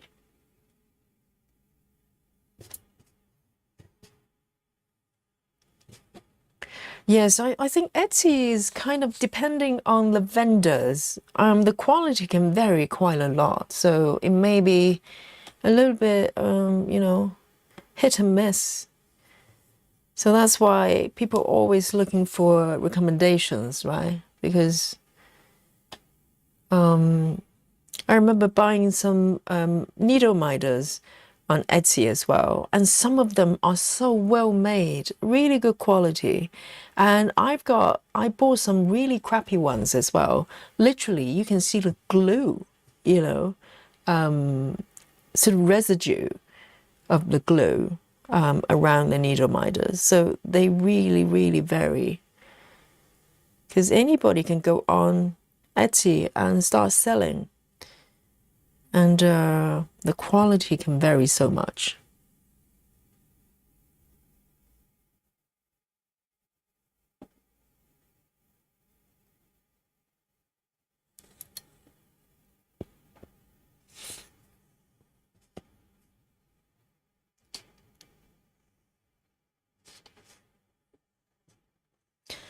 Chelsea says, this chart almost looks like a greenhouse, especially with earthy colors.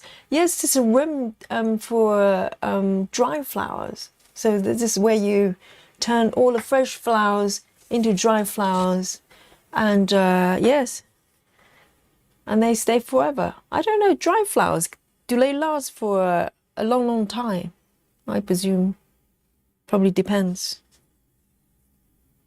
Okay, I think I'm probably going to grab the part threads first. How's that?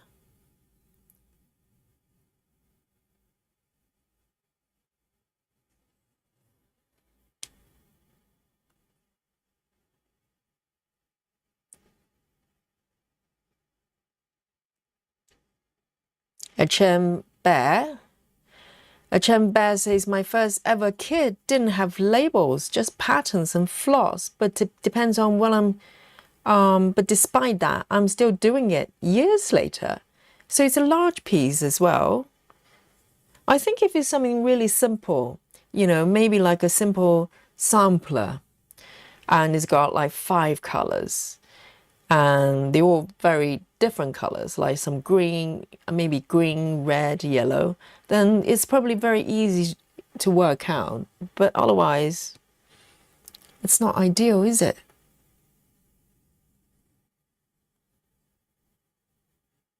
I'm just thinking, you know, if you're look crossed in, if you're the vendor, why wouldn't you try to make it easier for your customer? You know, if it's really hard to do, then they won't come back.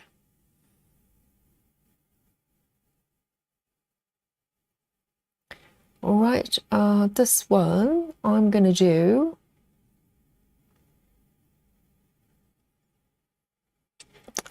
647, 647.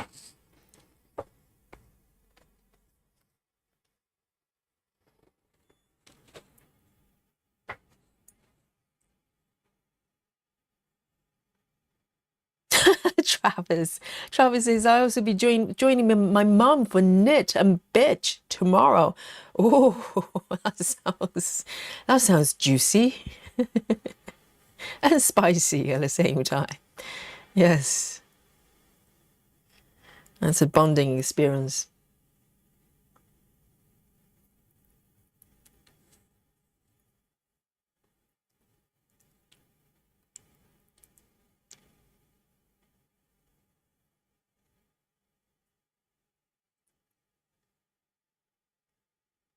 Okay, so this one I'm going to part down.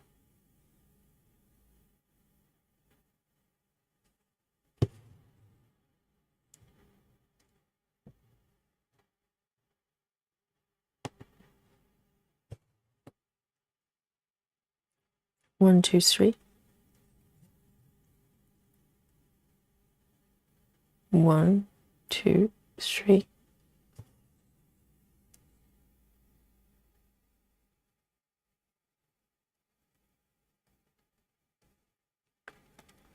This is a new challenge. So I'm doing row by row, along 4 blocks. See how it goes.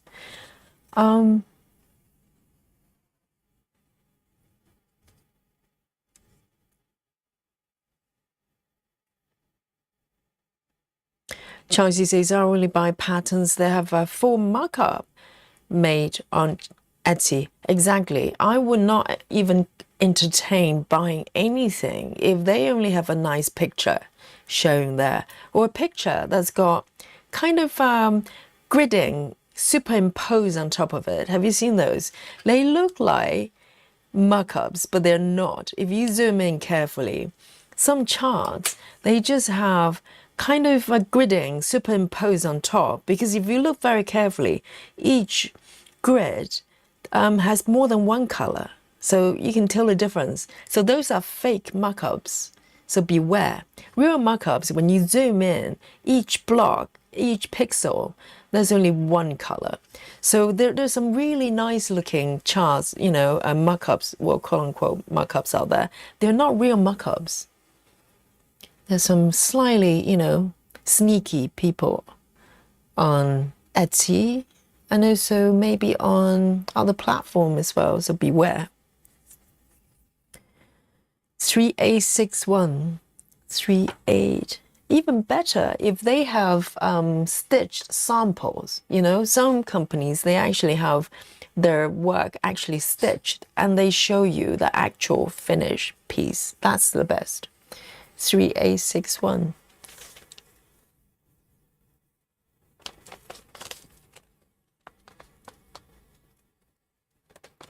Three, 8, 6, 1.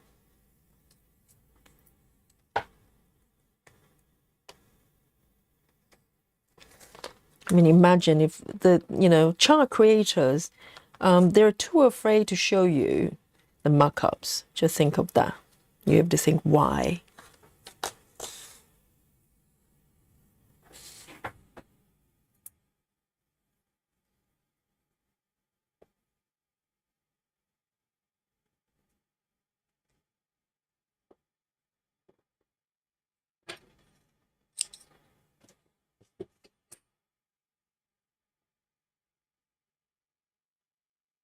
Chelsea says, if they haven't stitched it up themselves, how can you trust it? In my opinion, anyway. Well, I think, for places like Heaven and Earth, we have bought charts from them. We know they're really good. And I'm pretty sure they probably have not stitched every single pattern, right? Because all their patterns are huge. And, maybe they have people maybe stitching a little bit of sample. I'm not even sure if they do that. I think maybe child creators, when they get to a certain point, they're quite confident with the charts they put out, maybe. Because Heaven and Earth charts, to be honest, they're all quite well made. And but they will give you like a real markup, being that's generated with real stitches and the colors and from the software, which is acceptable because essentially we're doing one stitch is like a pixel at a time. And if they're actually composed with actual stitches, then the preview is actually relatively accurate. The problem is there are those fake ones that I was talking about, because if you zoom in carefully, you can see they're just lines on top of a picture. Seriously. It's just a little audacity of those people doing it. It's just, I get chills down my spine.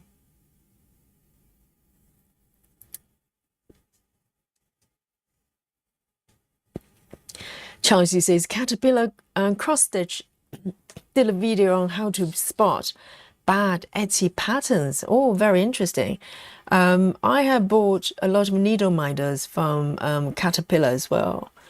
Their charts, I'm not that interested because they're more sort of sampler type of things, which I don't really stitch much.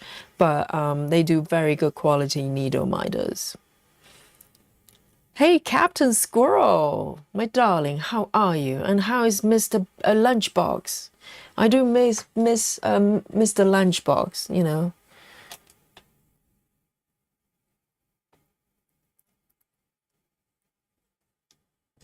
Here we go.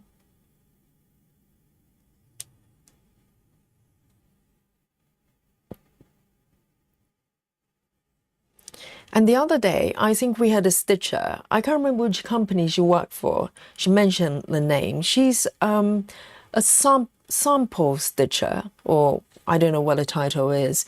Her part-time job was to stitch for companies. They maybe part of a chart or a full chart.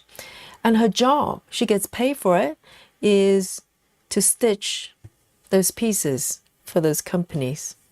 What a fun job. But I bet, if you're doing it for work, it's probably not as fun. But so some companies, they do have, those professional stitchers to test patterns for them, or maybe for display, right? So they can show something that's stitched. I think that's kind of the best practice for a company.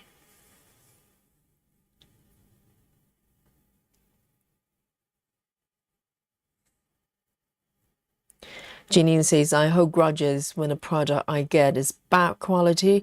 I didn't buy from Amazon for 2 years when I bought a coat for my stepfather, and it's a men's large, and I wore it. It could only fit a 3-year-old boy. My God, that's a little bit of a discrepancy there. Maybe it's for a very small stepdad, mini stepdad. That's hilarious. Yes, I think clothing is probably a little bit risky to buy from Amazon. You probably want to buy from online platform is fine, but maybe buy from, platforms and companies that specialize in clothing. I don't know. 1, 2, 3, 4. 1, 2, 3, 4.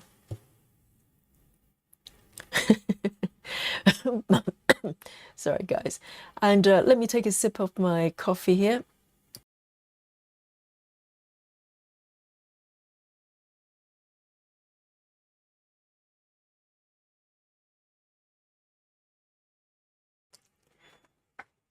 But have you guys seen those YouTube videos? There are content creators out there. They literally go out and buy fake clothes. A lot of maybe on Instagram or whatever platform, they will put out like really, really beautiful, almost like couture picture of a dress or whatever. And when you buy it, it's totally different. And it's almost like a genre of clothing that people, those content creators just go out and buy those knowing they're not going to turn out like the picture. It's far from it. And it's hilarious to watch because some of them just so crazy. It's just like, it looks nothing like the picture.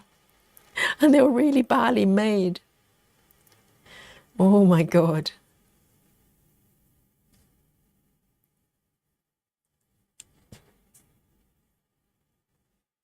One, two. So that one's done. Okay.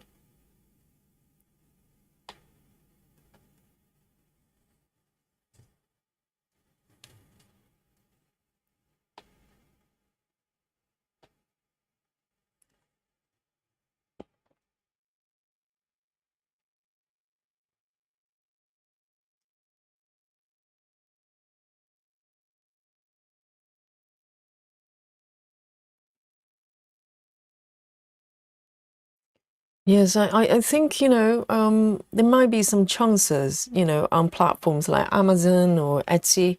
They just banking on people, buying things, well, based on good faith, and they don't expect you to come back.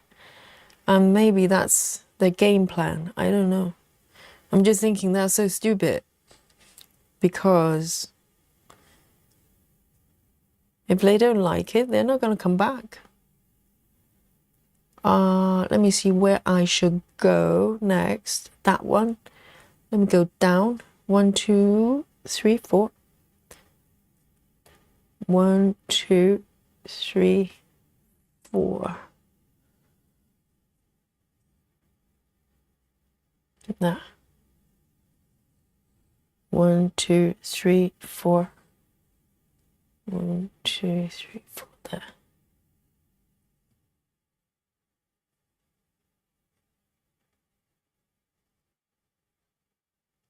There.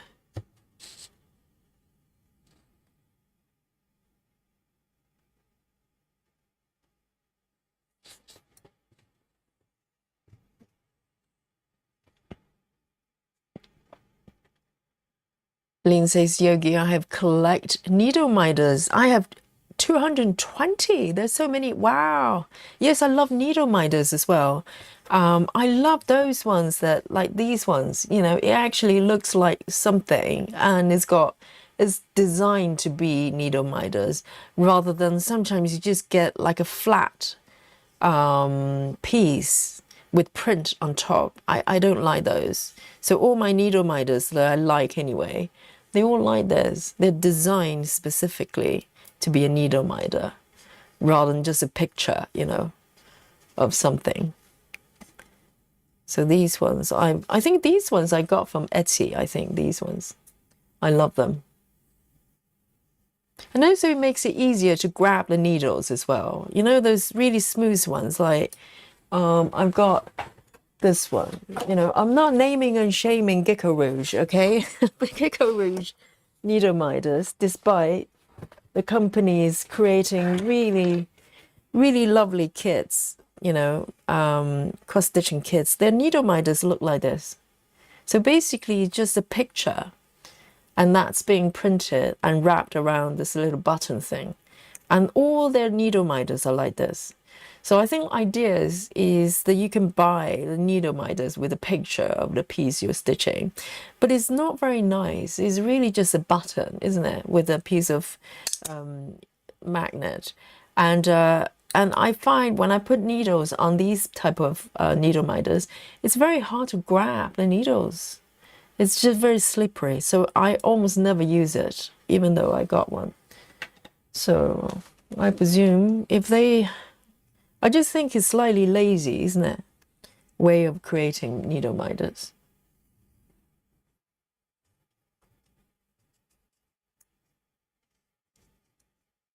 Captain Squirrel says, I hate when you buy a pattern and it won't go into Pattern Keeper, especially when it states it goes to Pattern Keeper. Really? So they claim it works for Pattern Keeper, but when you import it, it doesn't load. That's very bad. They shouldn't do that. I think there are probably some older patterns that's created God knows when, and maybe they're not compatible. But the newer ones, why wouldn't you make it, compatible? It's so much better for the customers. That one, I think, yes, 3799. 3799. I think some vendors are just short-sighted. 3799.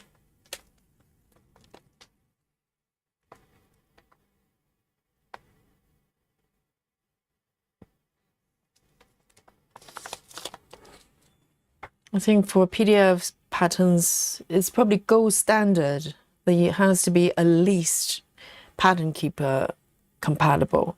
And even better, if you can provide a version for Saga as well.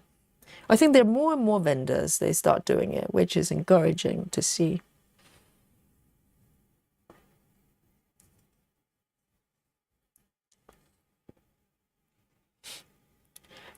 Captain Squirrel says lunchbox is good, he's busy on reels. Yes, keep him running, keep him busy.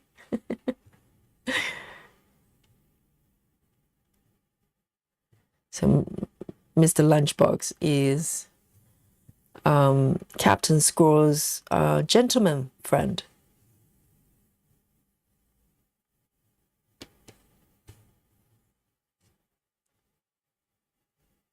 All right, I am moving it down here. Ooh, why is it like that? 1, 2,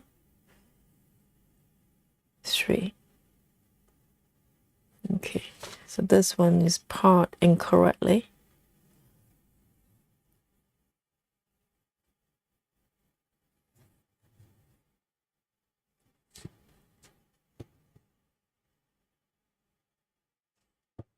There.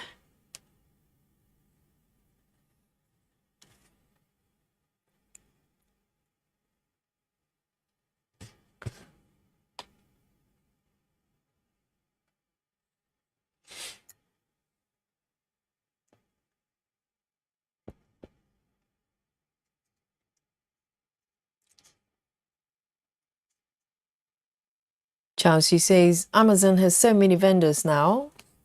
It's potluck without looking at reviews. Yes, even reviews can be fiddled, right?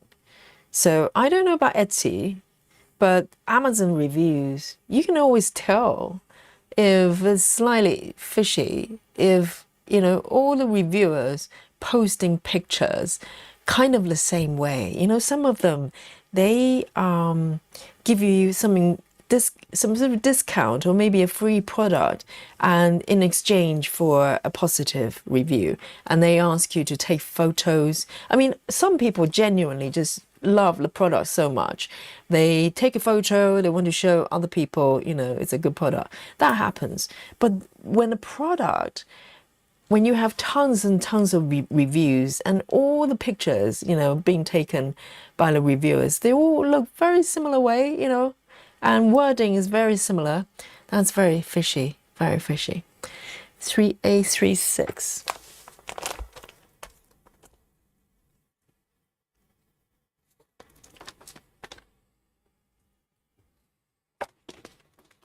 So I think, when it comes to craft and stitching stuff, a group like this is very helpful because these are genuine stitchers. And if something works well, we can pass on the information. And if something doesn't, we can warn other stitchers as well.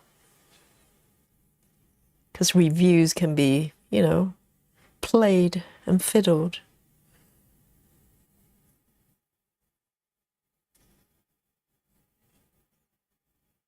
Photo Junkie says, what's stitch count? this is. I like the coverage. Yes, this is 22 count fabric, and also I'm using CXC, which provides better coverage, and I'm doing 2 strand, 10 stitches. So the coverage is pretty good, pretty good. I mean, we're looking at it very, very close up, so you can see the shape of the stitches, but when I zoom out, you can't. So coverage is pretty good.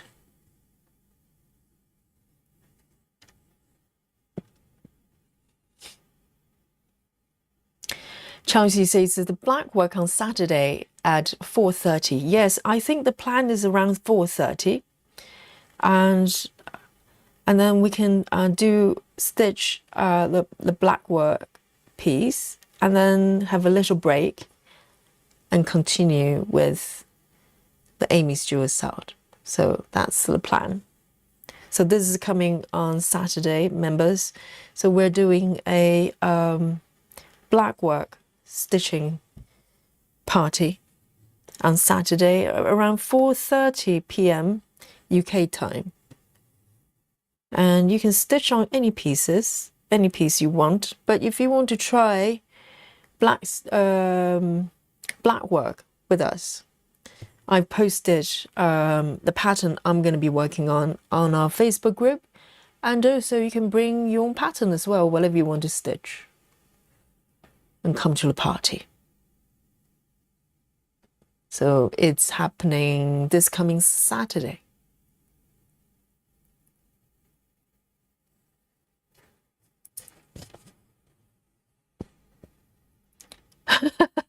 Who's in Sarah's one needle club? Who? Yes, Sarah is one needle person. You know, she's as monogamous to the needles as some stitchers with their projects, one at a time. 3861. Whereas I've got a few hundred going at the same time.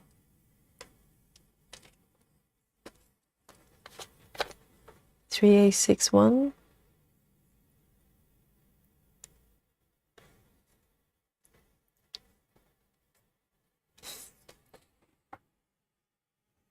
Janine says, I only use one needle at a time, but I put a needle on a needle minder when I'm getting my next floss color.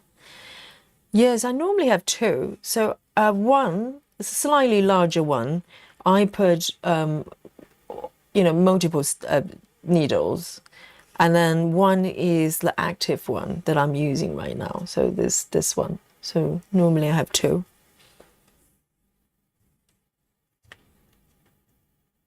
But the thing is, even if I want to try single needle, I'll probably lose it in about 5 minutes. And I have to grab another one. So it's just not happening.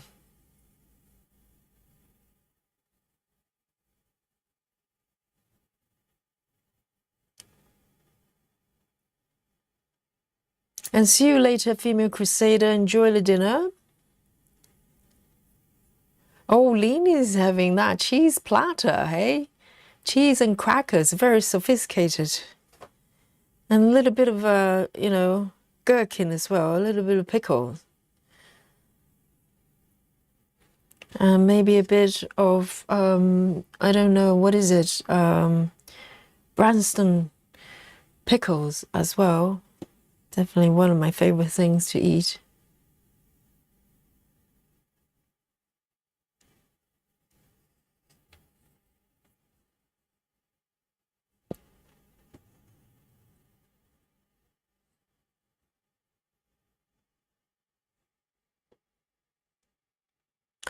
What's a snap? Grab it.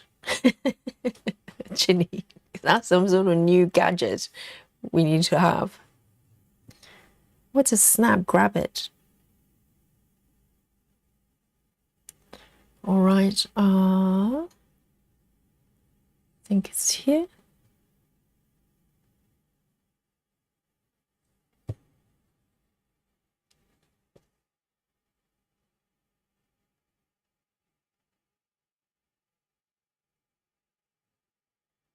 I'm literally doing row by row.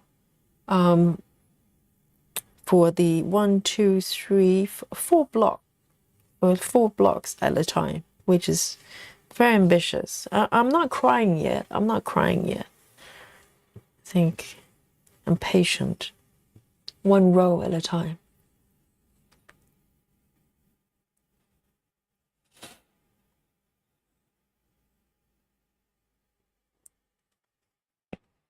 Oh, Spooky Bingo 3861. Yes. I only see it now. Yes. Spooky Bingo for Sarah.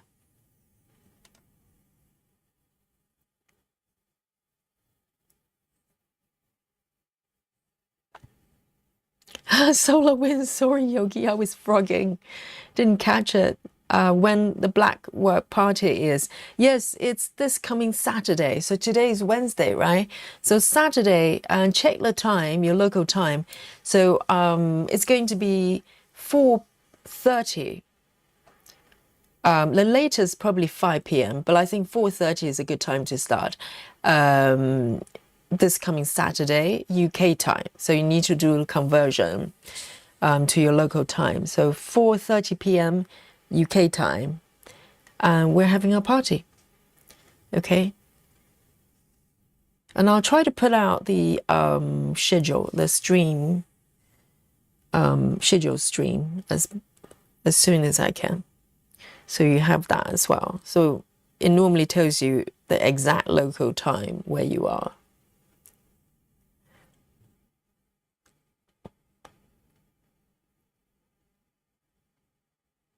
And 6:40. 6:40. And in the beginning of the session, I've got a couple of videos. They're not very long, but really good tutorial for black work. So, you know, if you're a newbie like me, we can watch together, and then we can start stitching. And we also have quite a few very experienced black work stitchers here. They're going to join us, so we can use their help.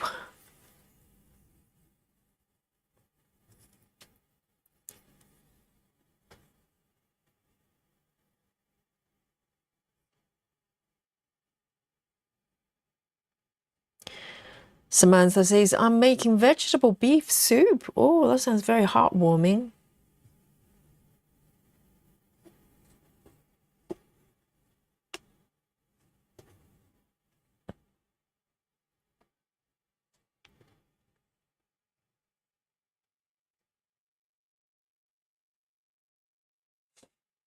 Laura says, I have snack nap. Oh, you know, the twisty thing. Is that what we're talking about? It's needle with ridges. Yes, I've got one as well. But doesn't it hurt the thread though?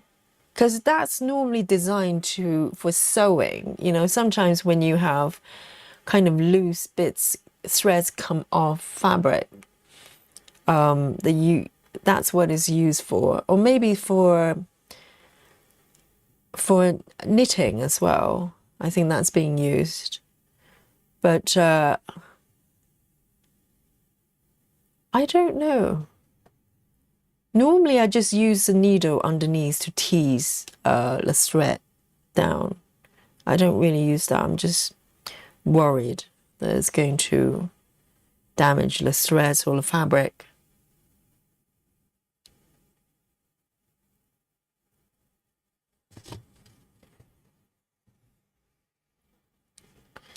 All right.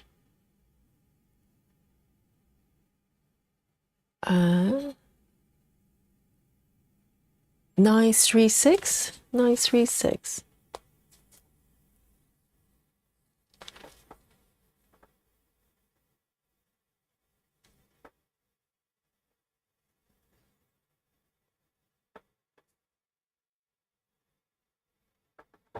It's a green. Oh, it's a little bit stubborn. 936. Nido says, I just finished a snowman with a cat, about 10K stitches, finishing up the back stitch, and we'll post on Facebook. Yes. 10,000 stitches. Ruse, hello. Ruse, the magpie stitcher, is here.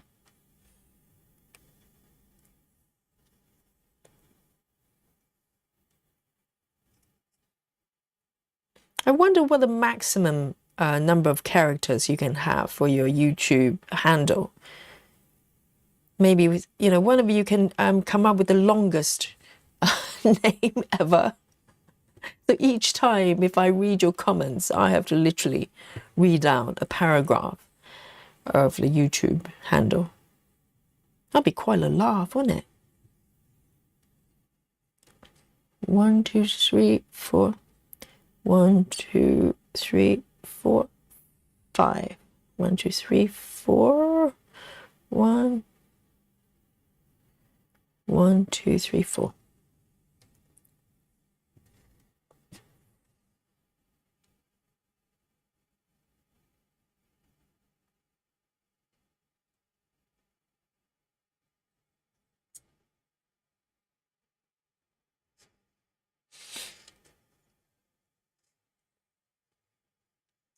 Janine says those don't hurt the thread because you only use it to push ends to the back. So you go from top to bottom, right? But the thing is, when you twist it, when it hurt the fabric,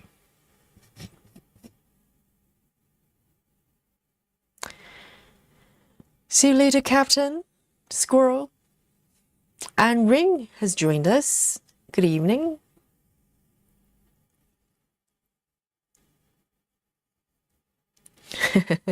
Laura says also, hello everyone. I've finished homework, helping, and now I can sit and stitch. Oh, welcome, Laura. That's the best moment, isn't it? When everything's done, you can relax and join in.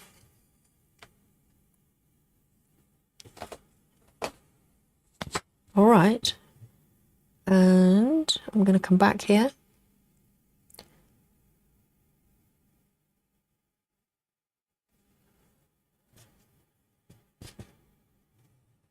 Four, 5, 2.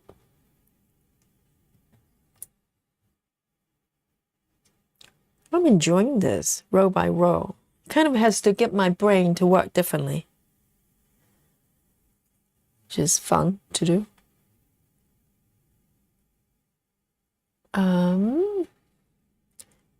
Do I take it over there? That's a question.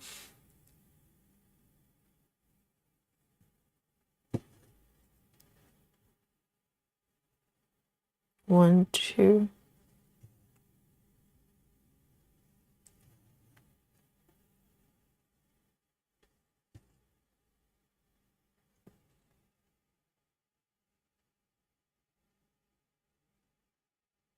Okay, I'm going to end it.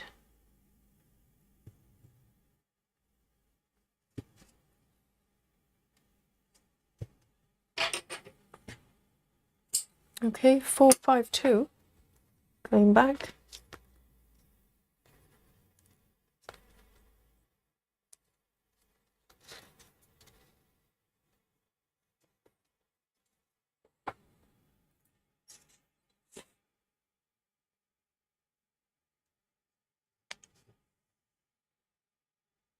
Laura says you're not supposed to twist, just push it through. Okay, so you don't do the twisting, whereas, you know, normally if you use it for sewing, you do the twisting, so the loose thread kind of is woven back into the fabric. But with cross-stitching, Laura is saying don't twist, you just pull it through. But normally I just use the needle and tease it from the bottom, from the back. And normally I don't have problems. Oh, yes, sometimes I do this. Let me show you.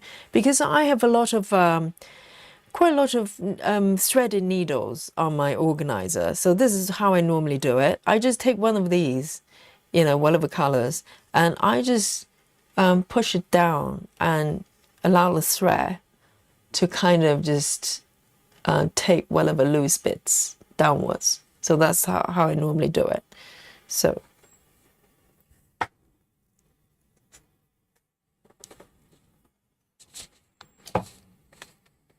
Oh, yes, chocolate time then. I nearly forgot. Yes, Let's have a bit of chocolate. And snacky time. Yes, no wonder some of you are eating cheese and whatever it is you're eating. I was wondering. I totally forgot. I just lost track. Here we go then. A little bit of chocolate time, everyone. Snacky time.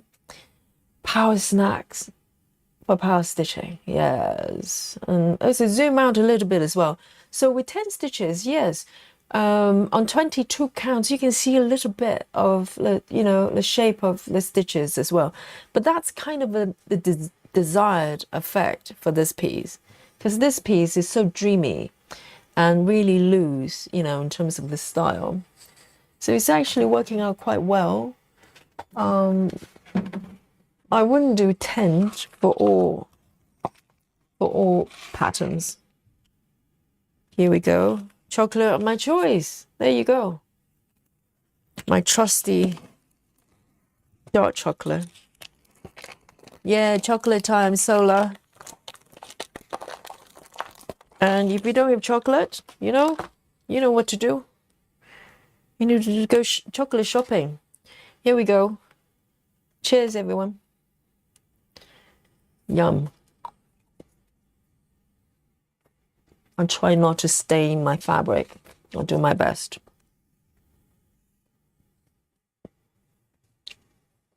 Yeah, I love it. And this block, if I recall, I was actually trying to do min to max within this bit, but I didn't like it very much. You can tell because I haven't gone back and trying to finish it. I'll probably try to finish it a different way because I'm stitching with 2 strands, and CXC is quite full, which is an upside. But at the same time, when I'm doing something such a large area from minimum to max, so it's basically I'm using Saga to block off this area, and then starting from the minimum number of stitches based on the color, and then going upwards. And it works fine for 1/1 most of the time, you know, 25 counts or whatever. But for these ones, because 2 strands, they're quite bulky actually. The great thing is they provide very good coverage, but at the back, when I'm traveling all over under such large area, it's got 6, 7, 8 blocks. There's a lot of build up at the bottom. I can feel it. Now I'm touching the back of the fabric. It's quite bulky underneath, so it's not a good method for this combination of you know, floss. And also, you know, maybe the area is too large, just very, very bulky.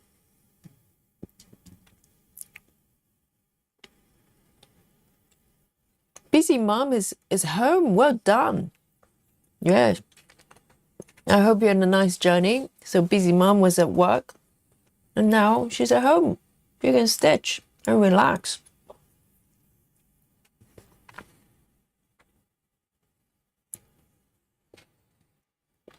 I have one more piece.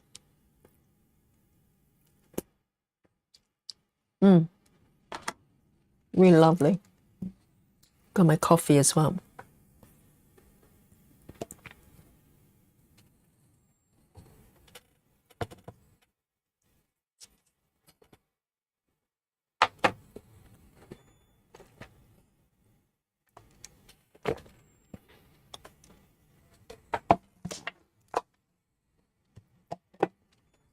Oh, nice.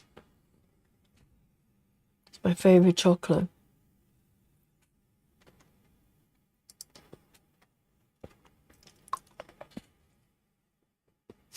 Here we go. So I'm probably trying to find, maybe I'm gonna do block by block and try to fill up these blocks. I think this, you know, the area is probably too large for me. I just didn't enjoy it.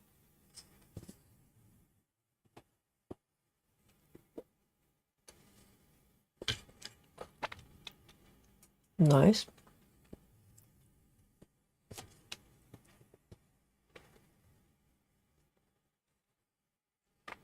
Oh,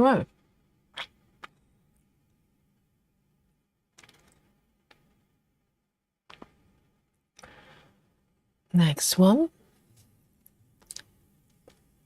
For row by row, I'm not very consistent. Sometimes I would, on the same row, I would work on the part threads first and then fill in the rest. A little bit like, block by block color completion, but I'm not consistent. Sometimes I'll follow the order. Depends. A little bit random. So I am going to pick up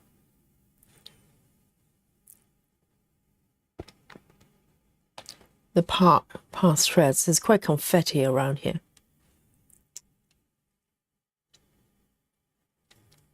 I mean, stitching method is so nuanced because a lot of times there are sort of high-level rules and you try to apply those rules and they just don't flow and you're kind of wondering why.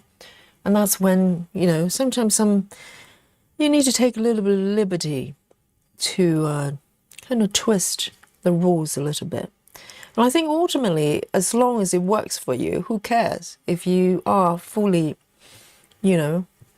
following all the rules, because we're just stitching, aren't we? So.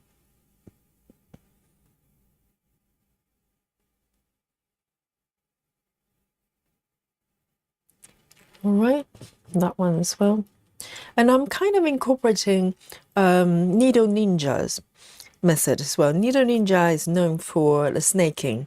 I'm not doing the snaking, but I do like the way that she does row by row snaking, but she will allow herself to stitch one row or even 2 rows below if there's already 1 stitch above, if that makes sense. So it makes it a little bit more flexible, I think. 1, 2, 3. 1, 2, 3. So potentially it's a little bit faster. A little bit faster.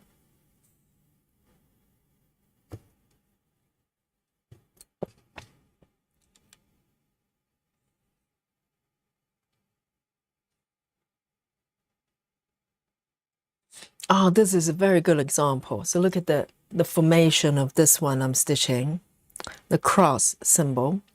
So this is a prime example of Needle Ninja method.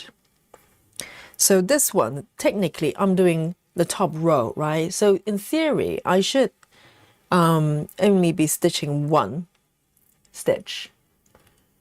But that's not what I'm doing. So if you follow Needle Ninja's rules, I can stitch down because they're the stitch below has 1 stitch above, if that makes sense. 1, 2, and they're 4. Oh my goodness. 3. So the 4 stitches is really up to you.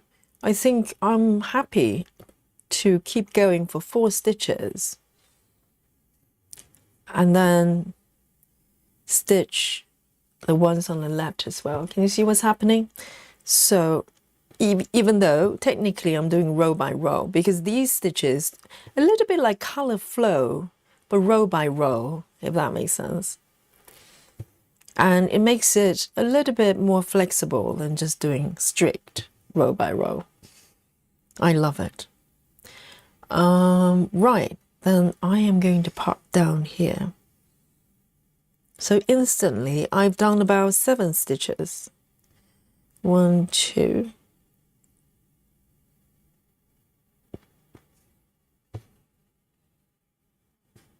No. 1, 2, 3. 1, 2, 3.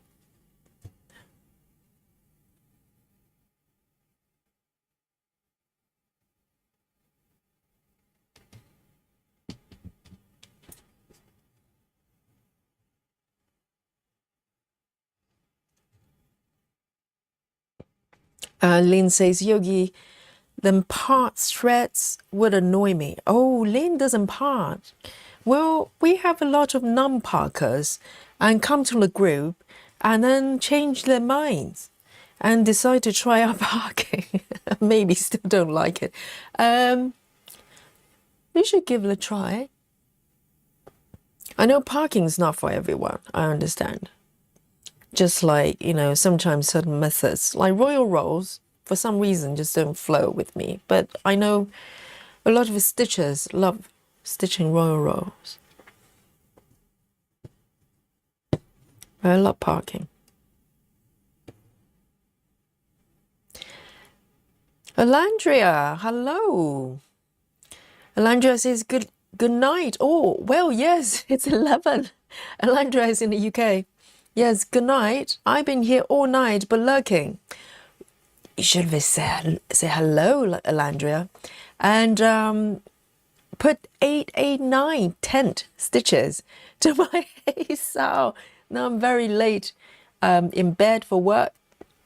Yes, so Alandra is going to bed. Alandra, oh, Alandra is just here to make Yogi look really, really bad. You know, Alandra is doing 10 as well, and she's completed 8, 8, 9 stitches. My goodness.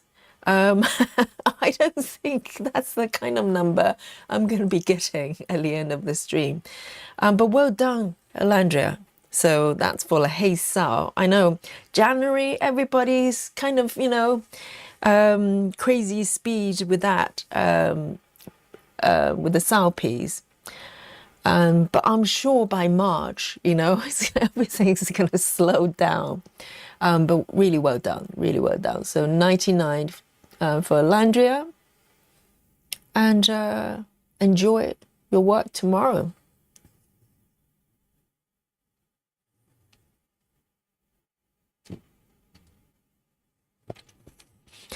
Lynn says, Yogi, do I park? Oh, I do park, but I put my threads lower down. Oh, I see. So because I'm parking row by row, so yes, it's a little bit more intense. If you're parking with other methods, let's say cross country, incorporating a little bit of parking, your part threads will be a little bit more spread out. Yes, I get it now. Yes, so this is pretty intense, yes. And particularly when you get to more confetti area, and I'm stitching with CXC as well, so they're quite full. Yes, it can look slightly, you know, a little bit, a little bit more going on there. Let's put it that way. I'm used to it. I like it, but I can see why it looks chaotic. But it's not. It's not. Everything's there for a reason. 1, 2, 3, 4, and 5.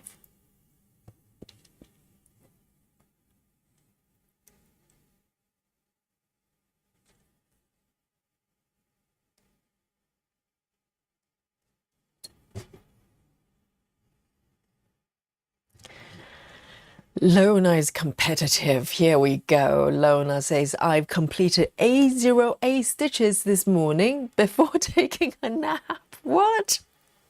So Lona has done A08 stitches before breakfast. But it was after frogging 491 stitches during the night. Oh dear. Yes, Lona. So despite frogging for nearly 500 stitches, you still manage A08? Or is it A08 minus 500? Oh dear. Yes. And I bet Lona is going to go, hey, but I'm doing, you know, full cross. We've got some aliens. Some aliens in the group.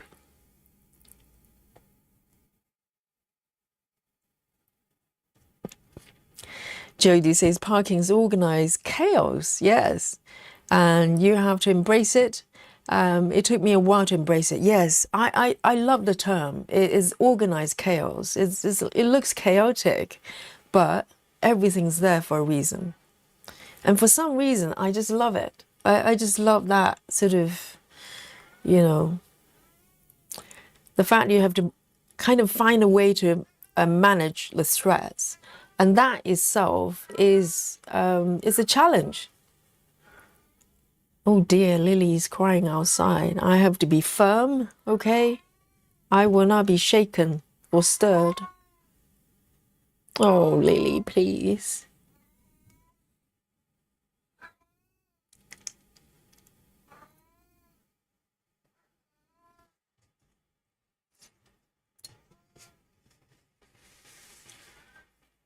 Yes.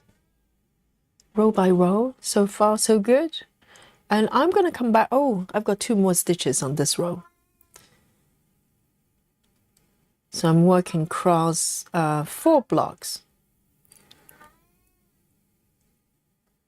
And this one, okay, I can do 2 instead of 1. 4, 5, 3. 4, 5, 3.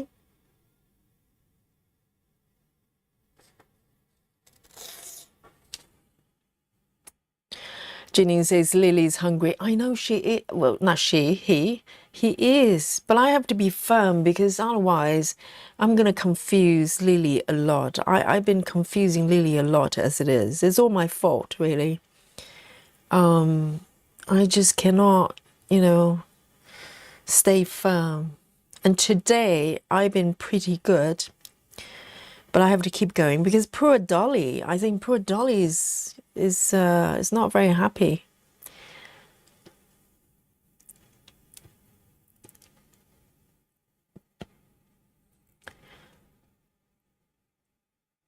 And Jody says, did Dolly come back? I had to step away from a meeting. Yes, I got a reminder from the chat. Yes, Dolly has come back. Because the first try, I did, the first time I went to the window, instead of Dolly, it was Lily standing outside the window.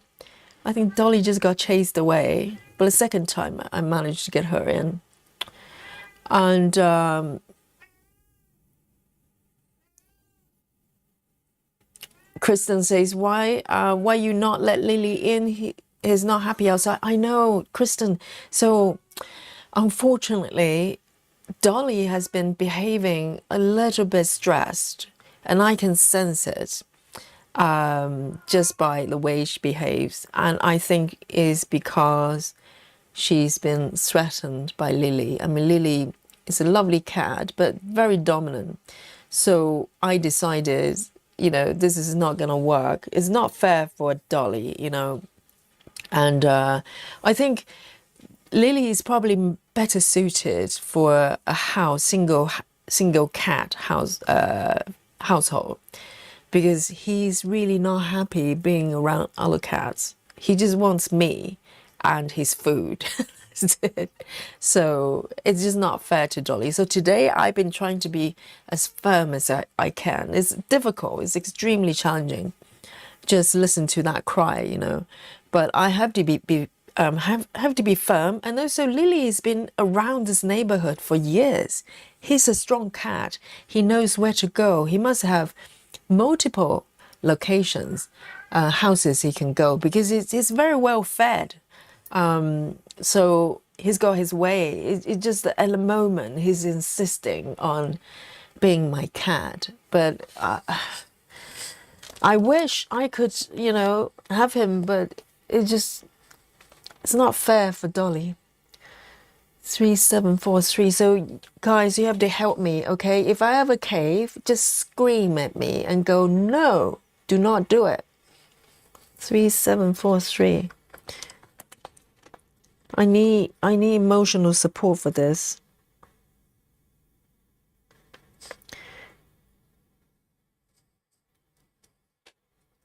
I know it's going to be quite hard. And to be honest, I've gone through this process before many times throughout a few years I've known him.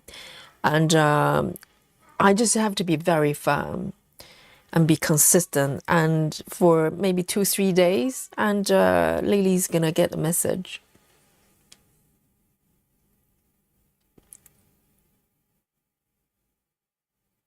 I know, it's so loud.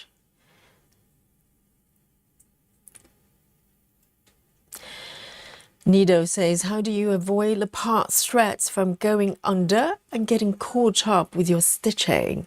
Oh, you mean taking the thread away No, it doesn't. If you keep the tension, if you sort of pull your threads properly and keep them tidy, there shouldn't be any sort of loose bits that can get caught up.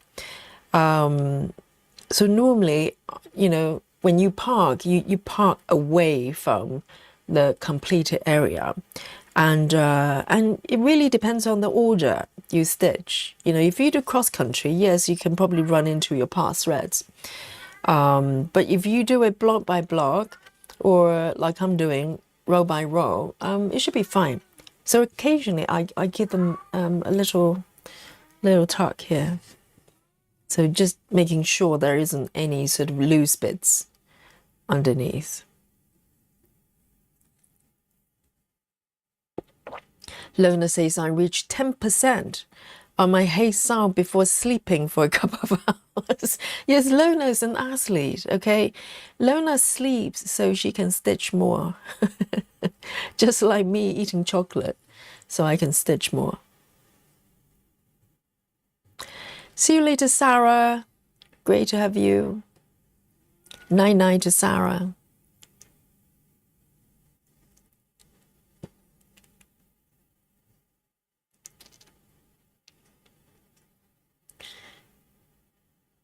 One, two.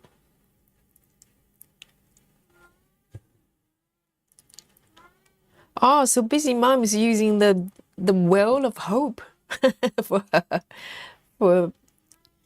her choices of webs. Yes, guys, go watch Busy Mom. Okay, Busy Mom is a floss tuber.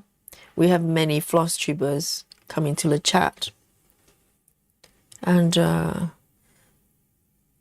if I remember correctly, Busy Mom started over 60 webs last year alone. So if you think yogi is, enabling, it's not required. I think, the stitchers just do it themselves.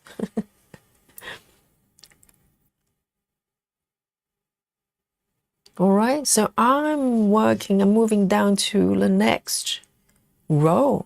Very exciting. Second row, yes.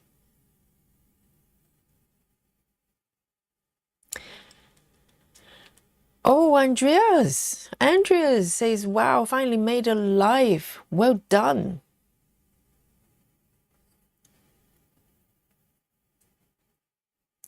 Janine, yes, you can hear Lily. He's very, very loud. He's just a very strong, big cat. Yes. And also that cry is just full of emotions, isn't it? Just go, ah. It's not just a meow. It's literally, complain. Just go, why? Why didn't you open that damn door? Yes, I just need to be firm, guys. Stay with me on this. If I ever cave, just throw something, needles or something at me. Because if I'm not persistent or consistent, then the same problem is going to just repeat every day, and Dolly's going to be very unhappy.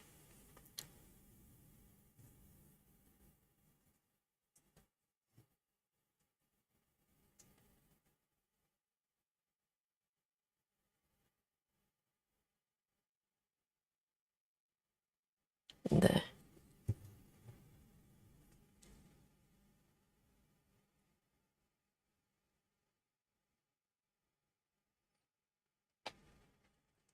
So this area is a little bit confetti. It's got a lot of part threads, you can tell.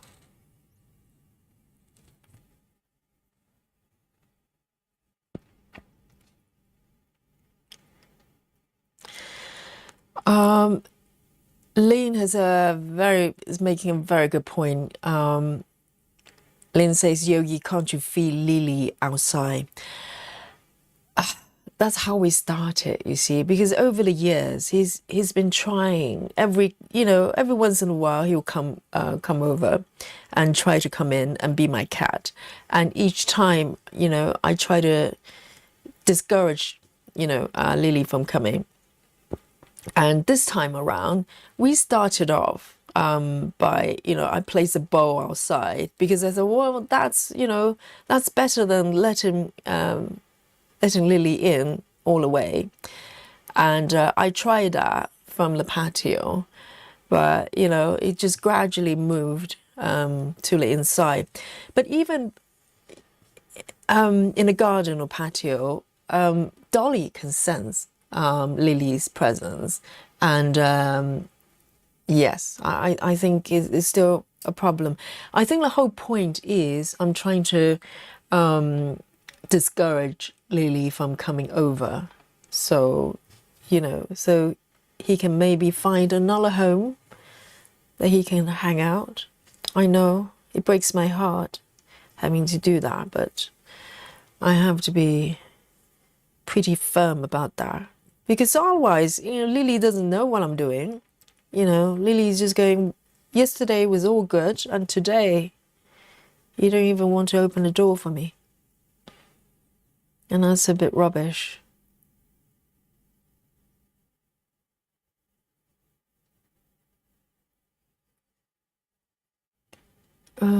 So this one,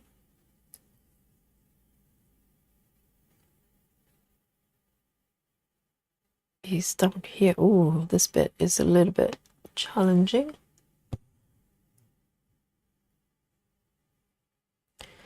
Two stitches.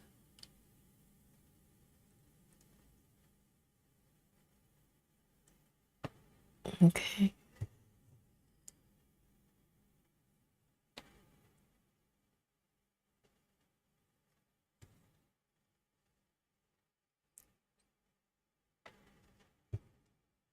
I just wish Lily wasn't so dominant, so bossy.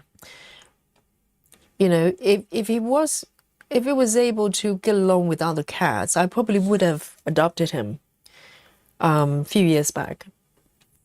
But it's just not working.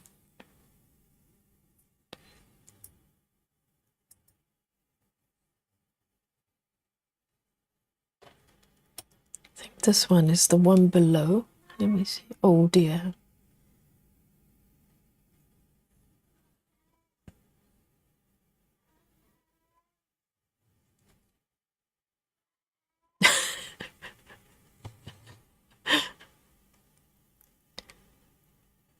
It's going to be like this for a few days, I think. Oh dear.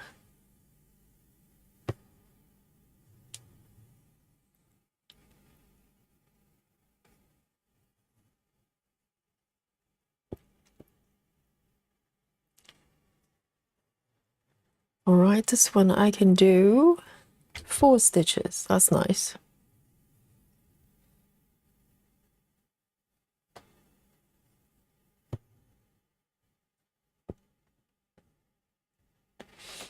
Janine says he's probably that way because he lives outside. So basically a feral cat, and they have to be aggressive to survive. Absolutely, yes. I think they're just so used to fighting with other cats. You can see scars, and his ears, both ears, they're chipped. The bit's missing. So he's kind of got involved with a few fights. But still, even for feral cats, because I have adapted other feral cats before in the neighborhood, they're not as aggressive. So as a cat, the personality, I think he's just naturally very dominant. Because some cats can kind of get along with other cats, particularly if you're a guest. They can find ways to get along with others, but not for Lily. Lily has to be the center. He will come in and hiss at Dolly. So that's just not really fair for Dolly.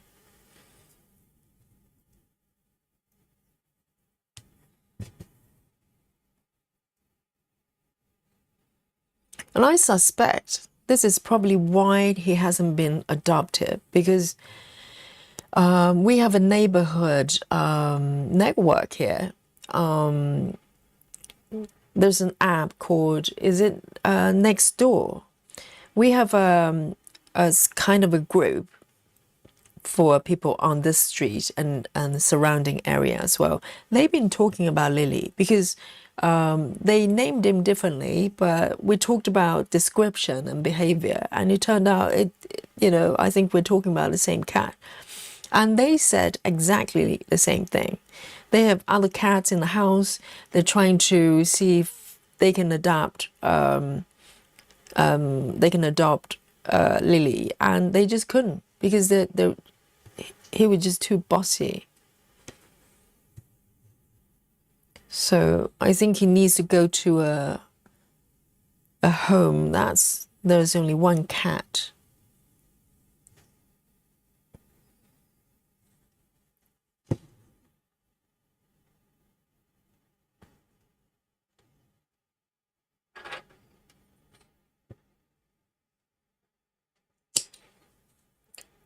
Oh, hi, Gigi.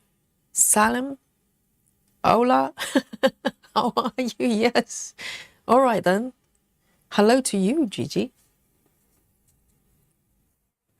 3A60.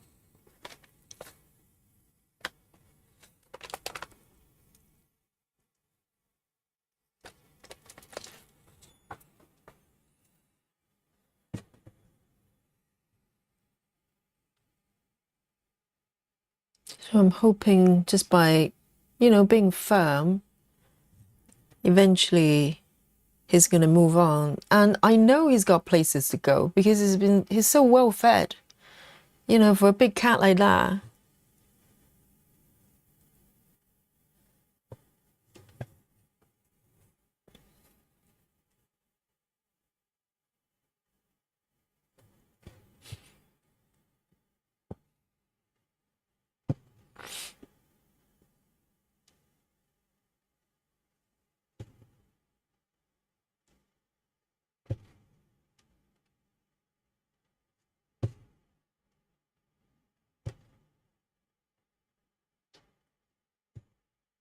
So this row isn't too bad.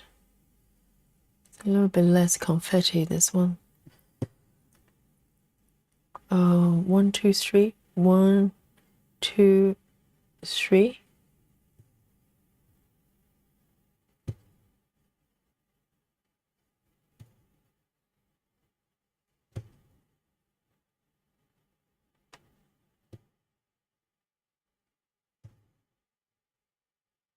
And I'm definitely a lot happier row by row. It's just everything's nice and flat here. It's so much nicer.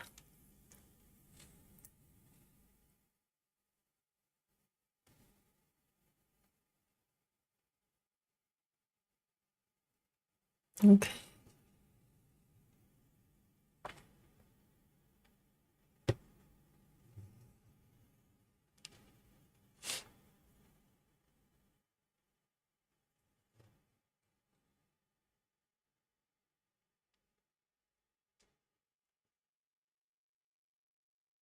Laura says, don't give in if it snows. It's always hard to say no when the weather is terrible outside. Exactly. I think how it started, Laura, you totally hit on the nail there, because I think it all started this time, okay, when it was raining quite a lot. So I saw Lily outside and he was soaking wet, and I just caved. So yes, I think that's it. Because, I've been through this with Lily for quite a few times throughout the years. And each time I just came to the conclusion that it's not working out. And I was still hoping maybe this time I can get it working, because the last few times, I had both Molly and Dolly as well. And now, this time, I was hoping that maybe with just Dolly, there's a chance of them getting along. But no, it's just not working.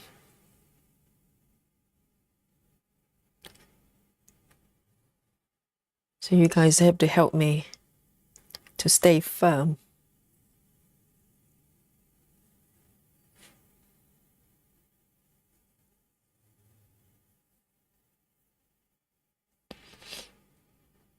Jody, you're absolutely right. Jody says, in all fairness, he's a neighborhood staple and you'll want to take care of him. I know, I think multiple people tried. And even the charity, the animal shelter, I think at one point, ISPCA put a tag on his neck, maybe gave him a checkup or something, but they didn't keep him, which I'm happy because ISPCA is known for putting down animals if they run out of space. So, unfortunately. And so it's a charity I do not support. ISPCA, I no longer give them money. I give money to local charities. We have local ones. We have a couple of them. They do much better job. So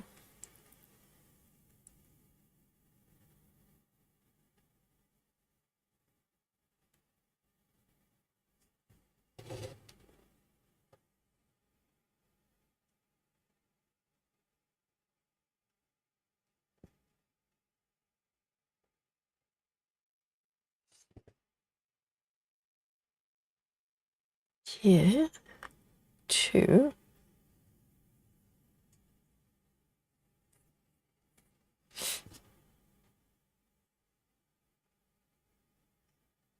So that one, I haven't got a pass thread.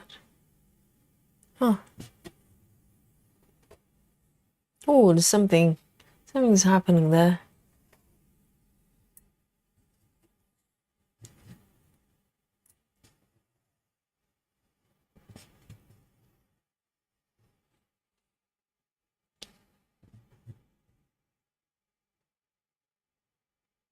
One, two, three.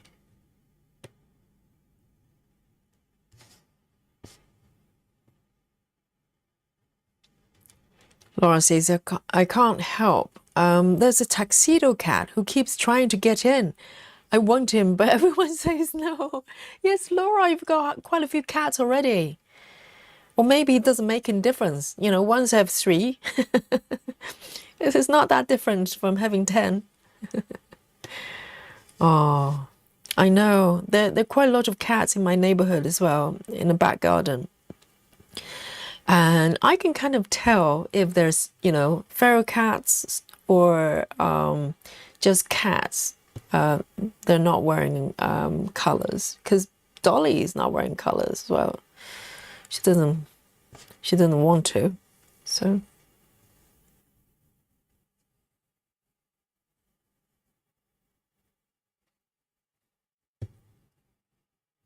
you can always tell if a cat has a home because they're well groomed, well fed.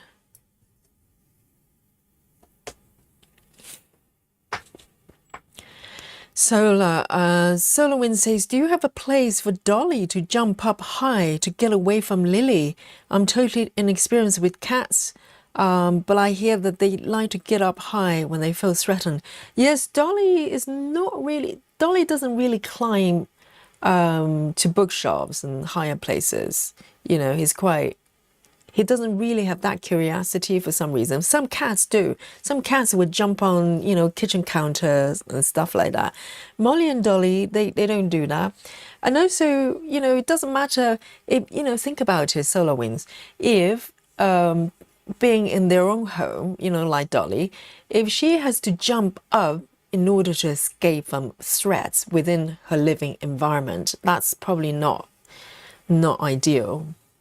And that's what's going to happen if I, take Lily in. I think there's no guarantee that he's going to mellow. And I just can't take that risk, 3041.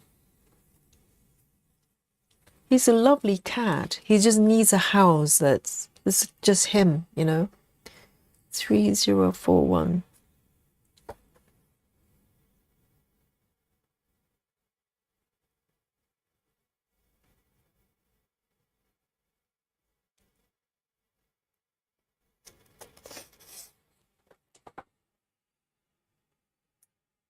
Janine says, do you have a lot of feral cats in London? Combination. I think we have feral cats. Sometimes it's hard to tell, but we have a lot of cats because a lot of outdoor cats. They belong to people. So my Dolly as well, Dolly Molly, they go out whenever they want. They wander around, and they don't wear collars because some cats don't like to wear anything on a neck. So technically, if you look at them, it's not always very clear whether they are, someone's cat or feral. But we do have a lot of cats, tons of cats. Quite a lot of, it's like a zoo at the back gardens here. We have foxes, we have squirrels, we have birds, we have cats, and what else do we have? All sorts. It's very busy.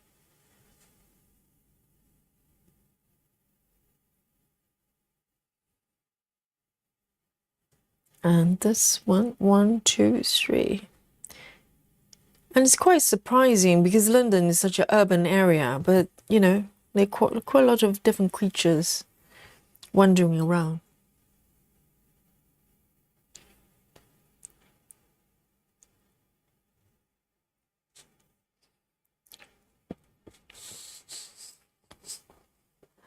Jody says, my cats will murder me in my sleep if I put a color on them, probably strangle me with them. I know, because I have, quite a few cats, in my time, but some of them were happy, like my Oscar a few years back, and he loved wearing a color because I got those, I don't know whether you guys have seen those really lightweight Velcro ones, like Beastie, I think it's Beastie bands. And they're really pretty. There are a lot of really funky patterns, but very, very light. And some of my cats love, wearing a color. It's like they wear them with pride. And whereas Molly and Dolly, they just would not don't even go near them with a color. So they like to go naked. So naked cat. Yeah, some, cats are totally different.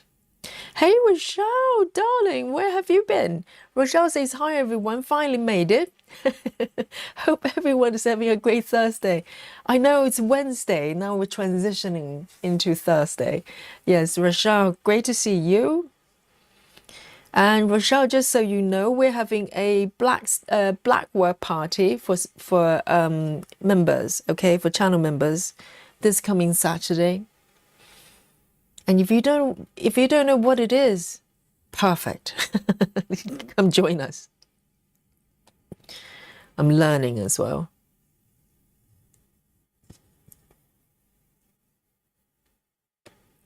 One, two.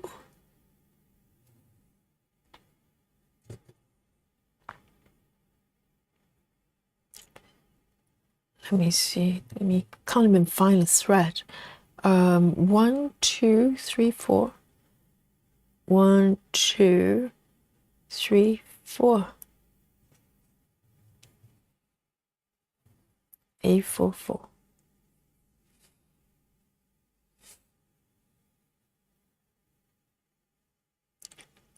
Lynn says, Yogi, if Lily's a tomcat, he will be more aggressive. Yes, he's a tomcat. It's male. I call him Lily because I thought he was a girl when he was much younger, and I realized that it's a male cat, but the name kind of stuck. So 1, 2 over here, 3, 4. Let me double check this color. A44. A44. All right, it's this one.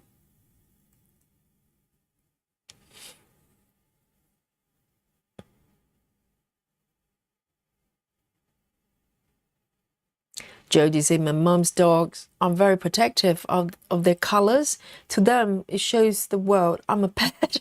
Do you think that's what they think? The dogs are like going, I'm a pet. I'm not a wild animal. Oh, they panic when you take them off. Really? Oh no, that's not Dolly at all. If you ever try to approach Dolly with a color, she's gonna fight you. Big time.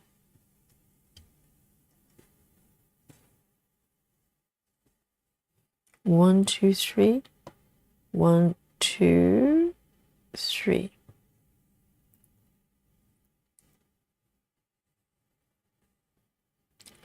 One, two, three, four. Oh, this bit is a little bit tricky.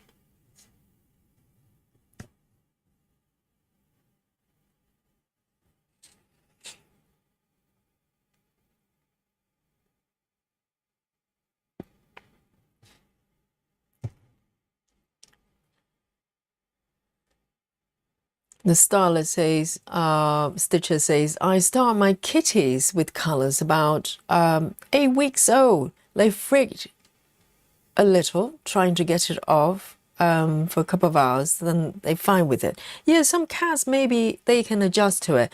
I tried it on Dolly and Molly as well. I think it runs in the family. They both like that. They literally look like they're being strangled. So we're not talking about just going, oh, I don't like it. Literally, Dolly is going to look like, oh my God, you're strangling me. And starting to panic and fight. So pretty earlier on, I realized it's not going, it's not going to happen. And I think it's fine, she never had problems, I don't think you can mistaken Lily as a feral because she's so well groomed and well fed.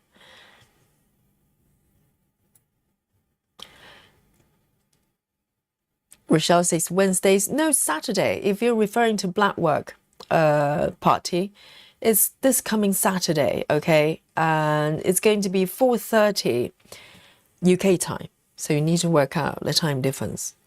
So maybe where you are is the next day. Maybe it's Sunday. So Rochelle.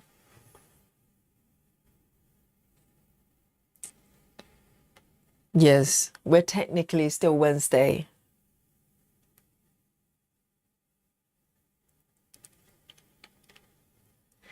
And Rochelle is already tomorrow. So Saturday is Rochelle's Sunday. So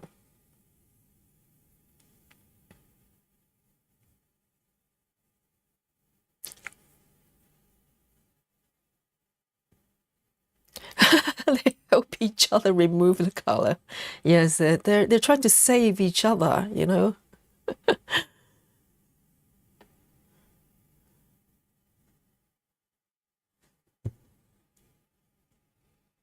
3364. Let me do a little boomerang here.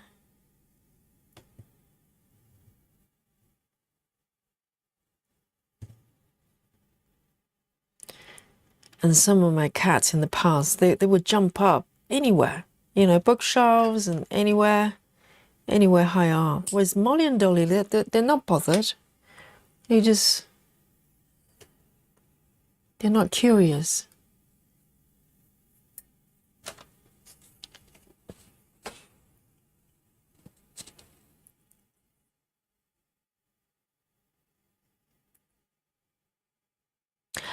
Chelsea says my sister-in-law has colors with cameras on her cats. Very interesting videos. A friend of mine's got that, and I'm terrified just watching the footage coming from the camera. And she's very, very worried about her cat because for a while she kept them inside, and I kept saying to her, well, let them out, and just trust them. And she finally did, but attach GPS devices on them. They're quite large, attached to the color. First of all, it's quite heavy, and also later on she went for the camera as well, and she was showing me the footage. I'm like, I don't want to see it. I kind of don't want to see where Lily goes because I'm going to get very worried. I just have to trust that they know what they're doing.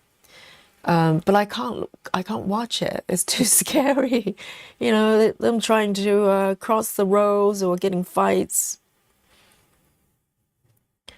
But, you know, they're smart. They're streetwise. I just don't want to see it. No, I can't.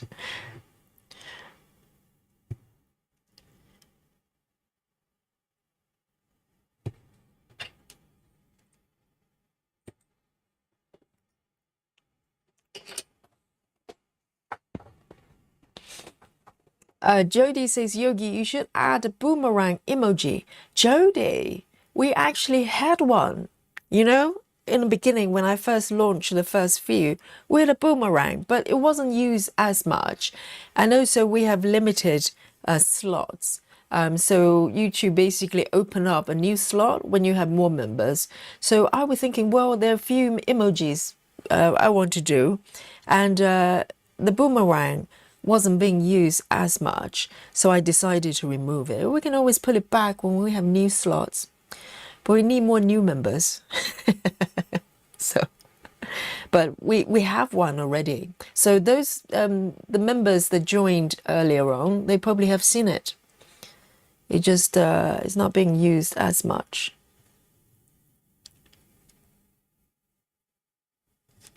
So basically creating one by one based on, you know, what we talk about.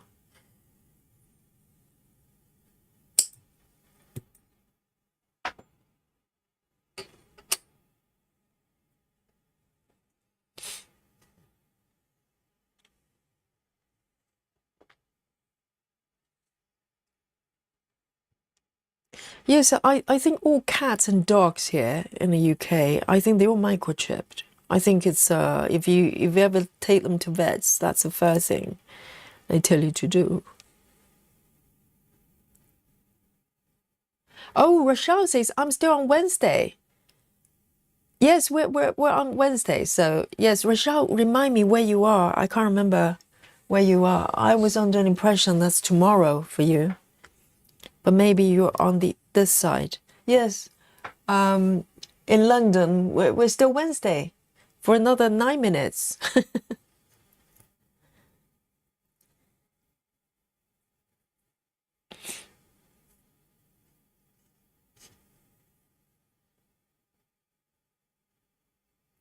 I know cats are natural hunters. They're big cats, really. They're just smaller and more cuddly. But actually, you know, if you look at big cats, if you watch some lions and tigers, they behave just like house cats, really. Not that different.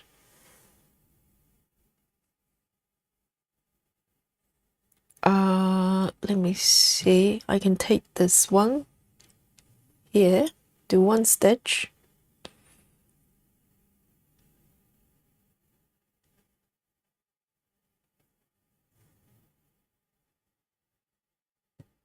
Yes, I think indoor cats over here, they'll probably tell you to pull a color as well. It doesn't matter because you know, maybe you're going to change your mind or maybe they run out of the house. All sorts of things could happen.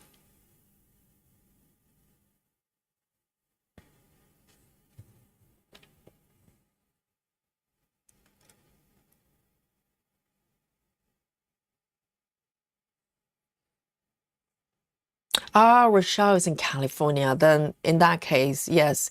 So you need to work out the time. It's going to be 4:30-ish UK time on Saturday. Okay. And that's it. Alison says you can get a boomerang emoji from phone. Yes, but ours is better, you know? Designed by Yogi.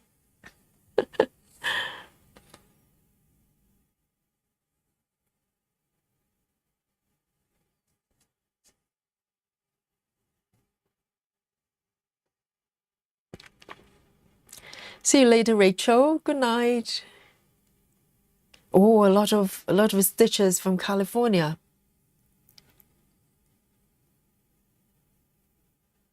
All right, let me have a look. Next one, 3740. 3740.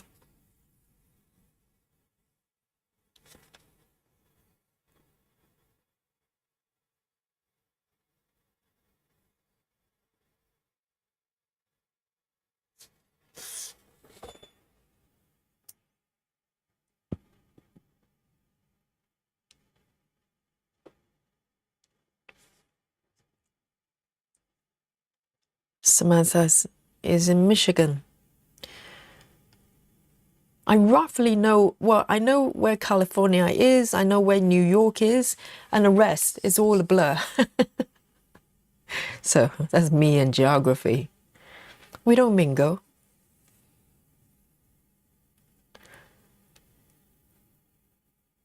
Well, I'm going to start here.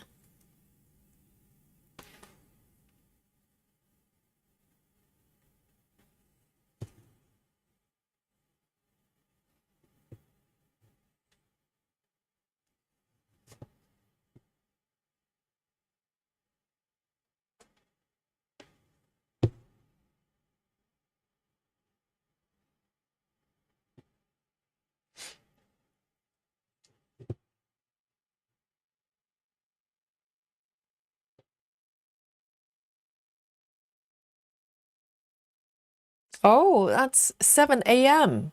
Oh, is it that early? Oh dear. Well, it's early stitchy time. Early black work party. But that's okay. You can join. We're probably going to be there for about 2-3 hours. And you can join us if you get up. Otherwise, you can watch replay. It will be there for you.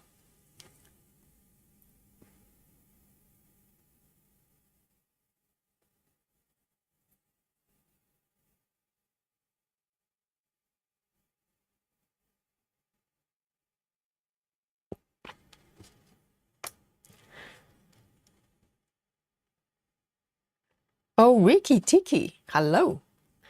Say hi from Perth, West Australia. We have a new friend here. Welcome. And it's Thursday morning here. Yes, it's next day in Australia and New Zealand, isn't it? 7:50 a.m. So nice and early, yes? Just recently discovered your channel, Yogi, and loving it. Thank you so much, Ricky Tiki. And welcome, welcome. We have many, many Australian and New Zealand stitchers here in the chat as well and watching. So welcome.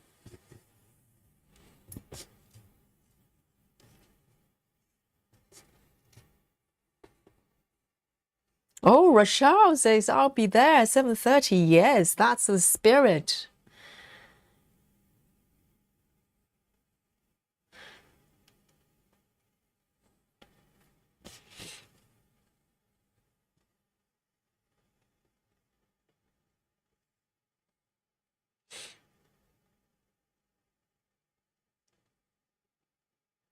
Let's have a look. Next one, 779. 779.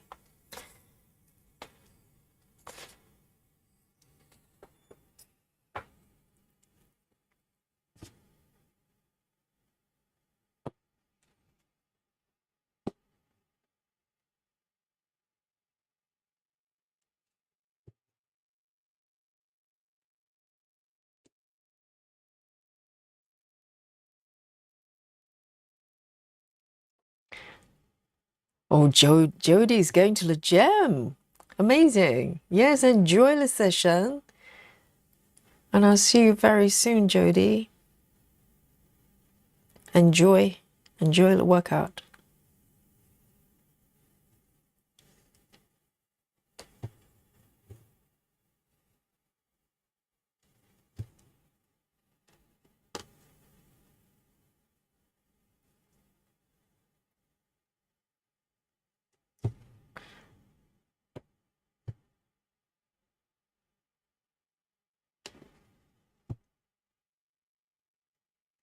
There's one more here.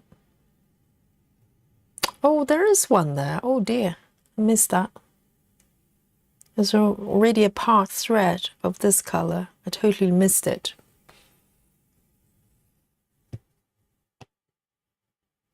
There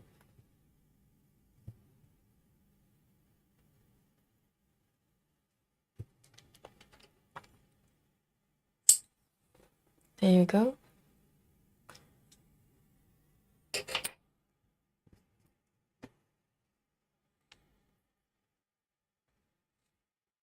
Janine says, I made salmon for dinner, but it was gross. It was gross. I think I need some chocolate now. Why was it gross? Do you not like salmon? But Dolly is quite weird. Dolly likes haddock, like white fish. Anything that's not white meat, she doesn't like. You know, I tried to give her some salmon. She just wouldn't touch it. I thought cats would just eat any fish. Not the case. Not the case for Dolly. I think I'm slowly transitioning to to color flow. It feels like I'm no longer just following row by row. I knew it. It just wouldn't last that long. 3, 7, 8, 7. I'm sort of doing vertical color flow, if you know what I mean. From top down. 3, 7, 8, 7.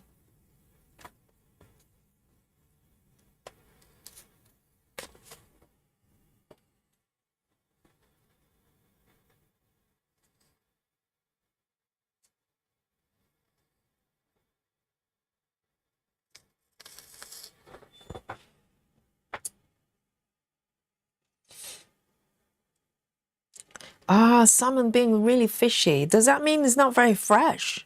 Because fish is not supposed to be fishy. But I have to say, the seafood, the fish here in the supermarket is just not ideal. Because the fridge, you know, the supermarket fridges, a lot of times, particularly in the summer, they're not cold enough. I just think if you're a supermarket, you should be able to work that out. But not too bad in the winter, but in the summer, they just not cold enough. So there are a few times I tried to buy fish for Dolly. It turned out when you open a packet, you know, it's so fishy, and Dolly and Molly as well, they just wouldn't go near because cats know. They know what's fresh, what isn't. So even though they're freshly bought from the shop, from the supermarket, they're not fresh. So sometimes it's really waste of money. So I've been very mindful buying fish for little kitties. One, I think that's the one.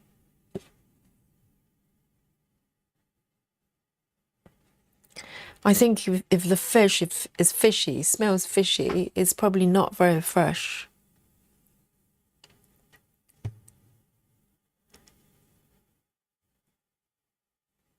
Starla says the cat and dogs as well. Dogs will eat anything, don't they?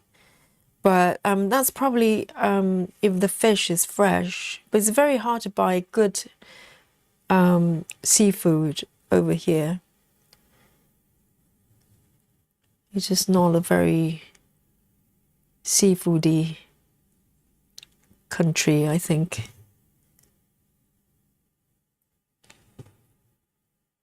Lynn says, Yogi, the trouble with half stitches, you can see the fabric. Yes, a little bit. Yes, this is 22 counts.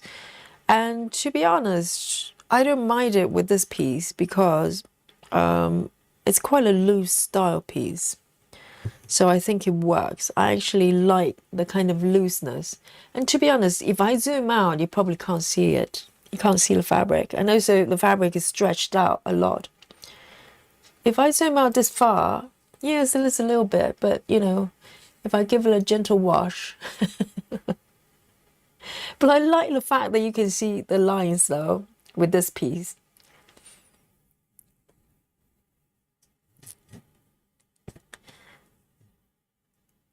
One, two, three.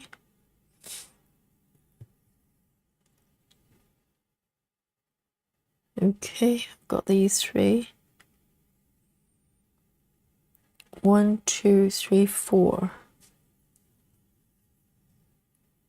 1, 2, 3, 4.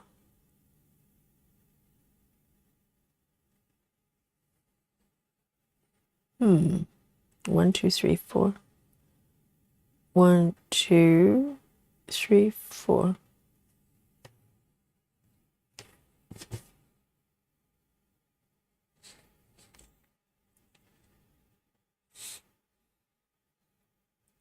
Janine says, that's weird since you live in an island. I know. I think Scotland is better. Scotland, they're known. I remember going to Isle of Skye, which is a small island off Scotland. They're known for lobsters and stuff. I remember. I personally don't eat seafood anymore, but at that time I did. It was quite a while ago, and yeah, but you know, normally it's very hard to get good quality seafood or fresh even. Not even, you know, and not a lot of varieties. You get the standard, you know, salmon, tuna, haddock, and a few others. Maybe if you go to fishmonger, but there are not that many around. I know, it's weird, isn't it? We're surrounded by by water. There must be some fish in there. What is happening? Chelsea says, depends on where. I live in Morecambe on the west coast of Lancashire. And the fish is always amazing. Yes, I suppose you probably have to go to a certain area, maybe certain locations that's near water, near the ocean. But in London, generally, it's not very good.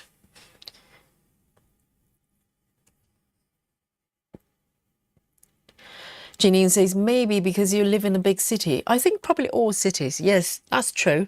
But I'm just thinking it should be the opposite, because in the big city, you've got, you know, produce and seafood or whatever coming from all over the place, right? And because more people buying them, and they should probably, you know, have more varieties or better quality, you know, not even asking for anything fancy, just not stinky. You know, when you open a packet, it shouldn't smell like fish. It shouldn't smell fishy.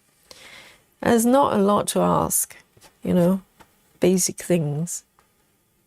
Samantha says, my family and I got sick from lobster boiled at a restaurant, and I can't look at lobster the same way anymore. I think, yes, I think with food poisoning or any kind of, you know, bad experience with certain food, you probably put off by them for the rest of your life.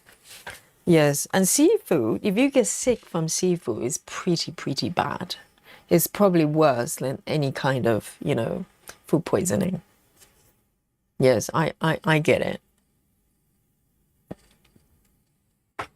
Right, so now it's 5 minutes past midnight. Maybe I'll do one more color. How's that?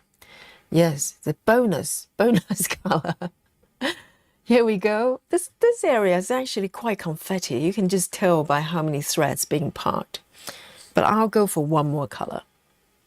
Yogi, you will have to try Harrods. Yes, Harrods you can probably get better, but then, you know, probably half of my salary is going to the seafood. That's not ideal. Yes, Harrods has a fishmonger. It's got a full hall basically, and you can get, yeah, all sorts of things from the full halls.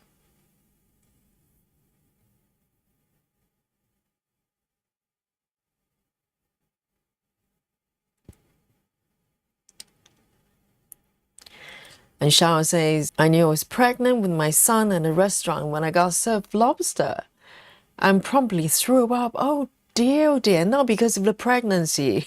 It's the lobster. Yes, seafood. Yes, you don't want to get sick with seafood. Let's have a look. Yes, this one, I've got 3 stitches. How's that? Let me pick this one. 3 stitches. Here. Let me find a spot. It's here. It's quite pale. Air stitching for the final 3 stitches. Yay!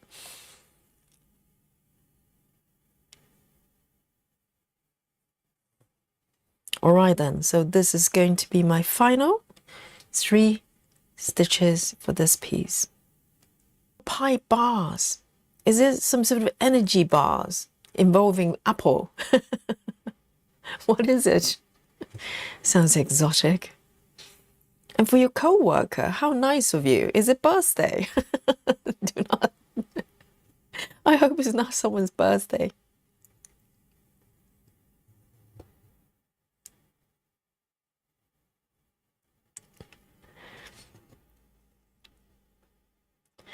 Alison Rainey says, if you live near the coast, you always get decent fresh fish. I live 10 minutes away from one of the Britain's biggest fish market in Scotland and have fresh fish in supermarket almost every day. I think Scotland is a very, very different situation. Yes, I think Scotland, you do get the seafood quality there is very, very different.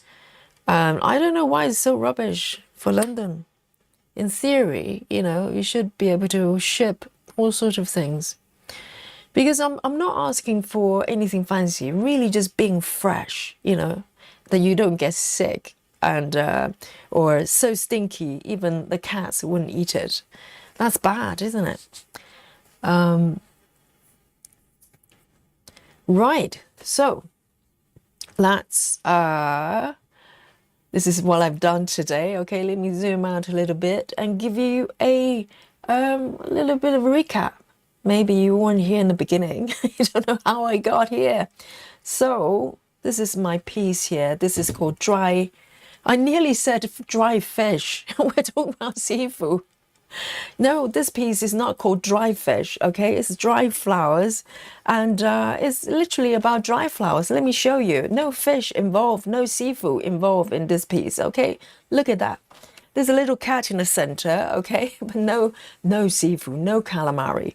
So it's a beautiful room that looks sunny as well, and where you turn fresh flowers. I can't even speak.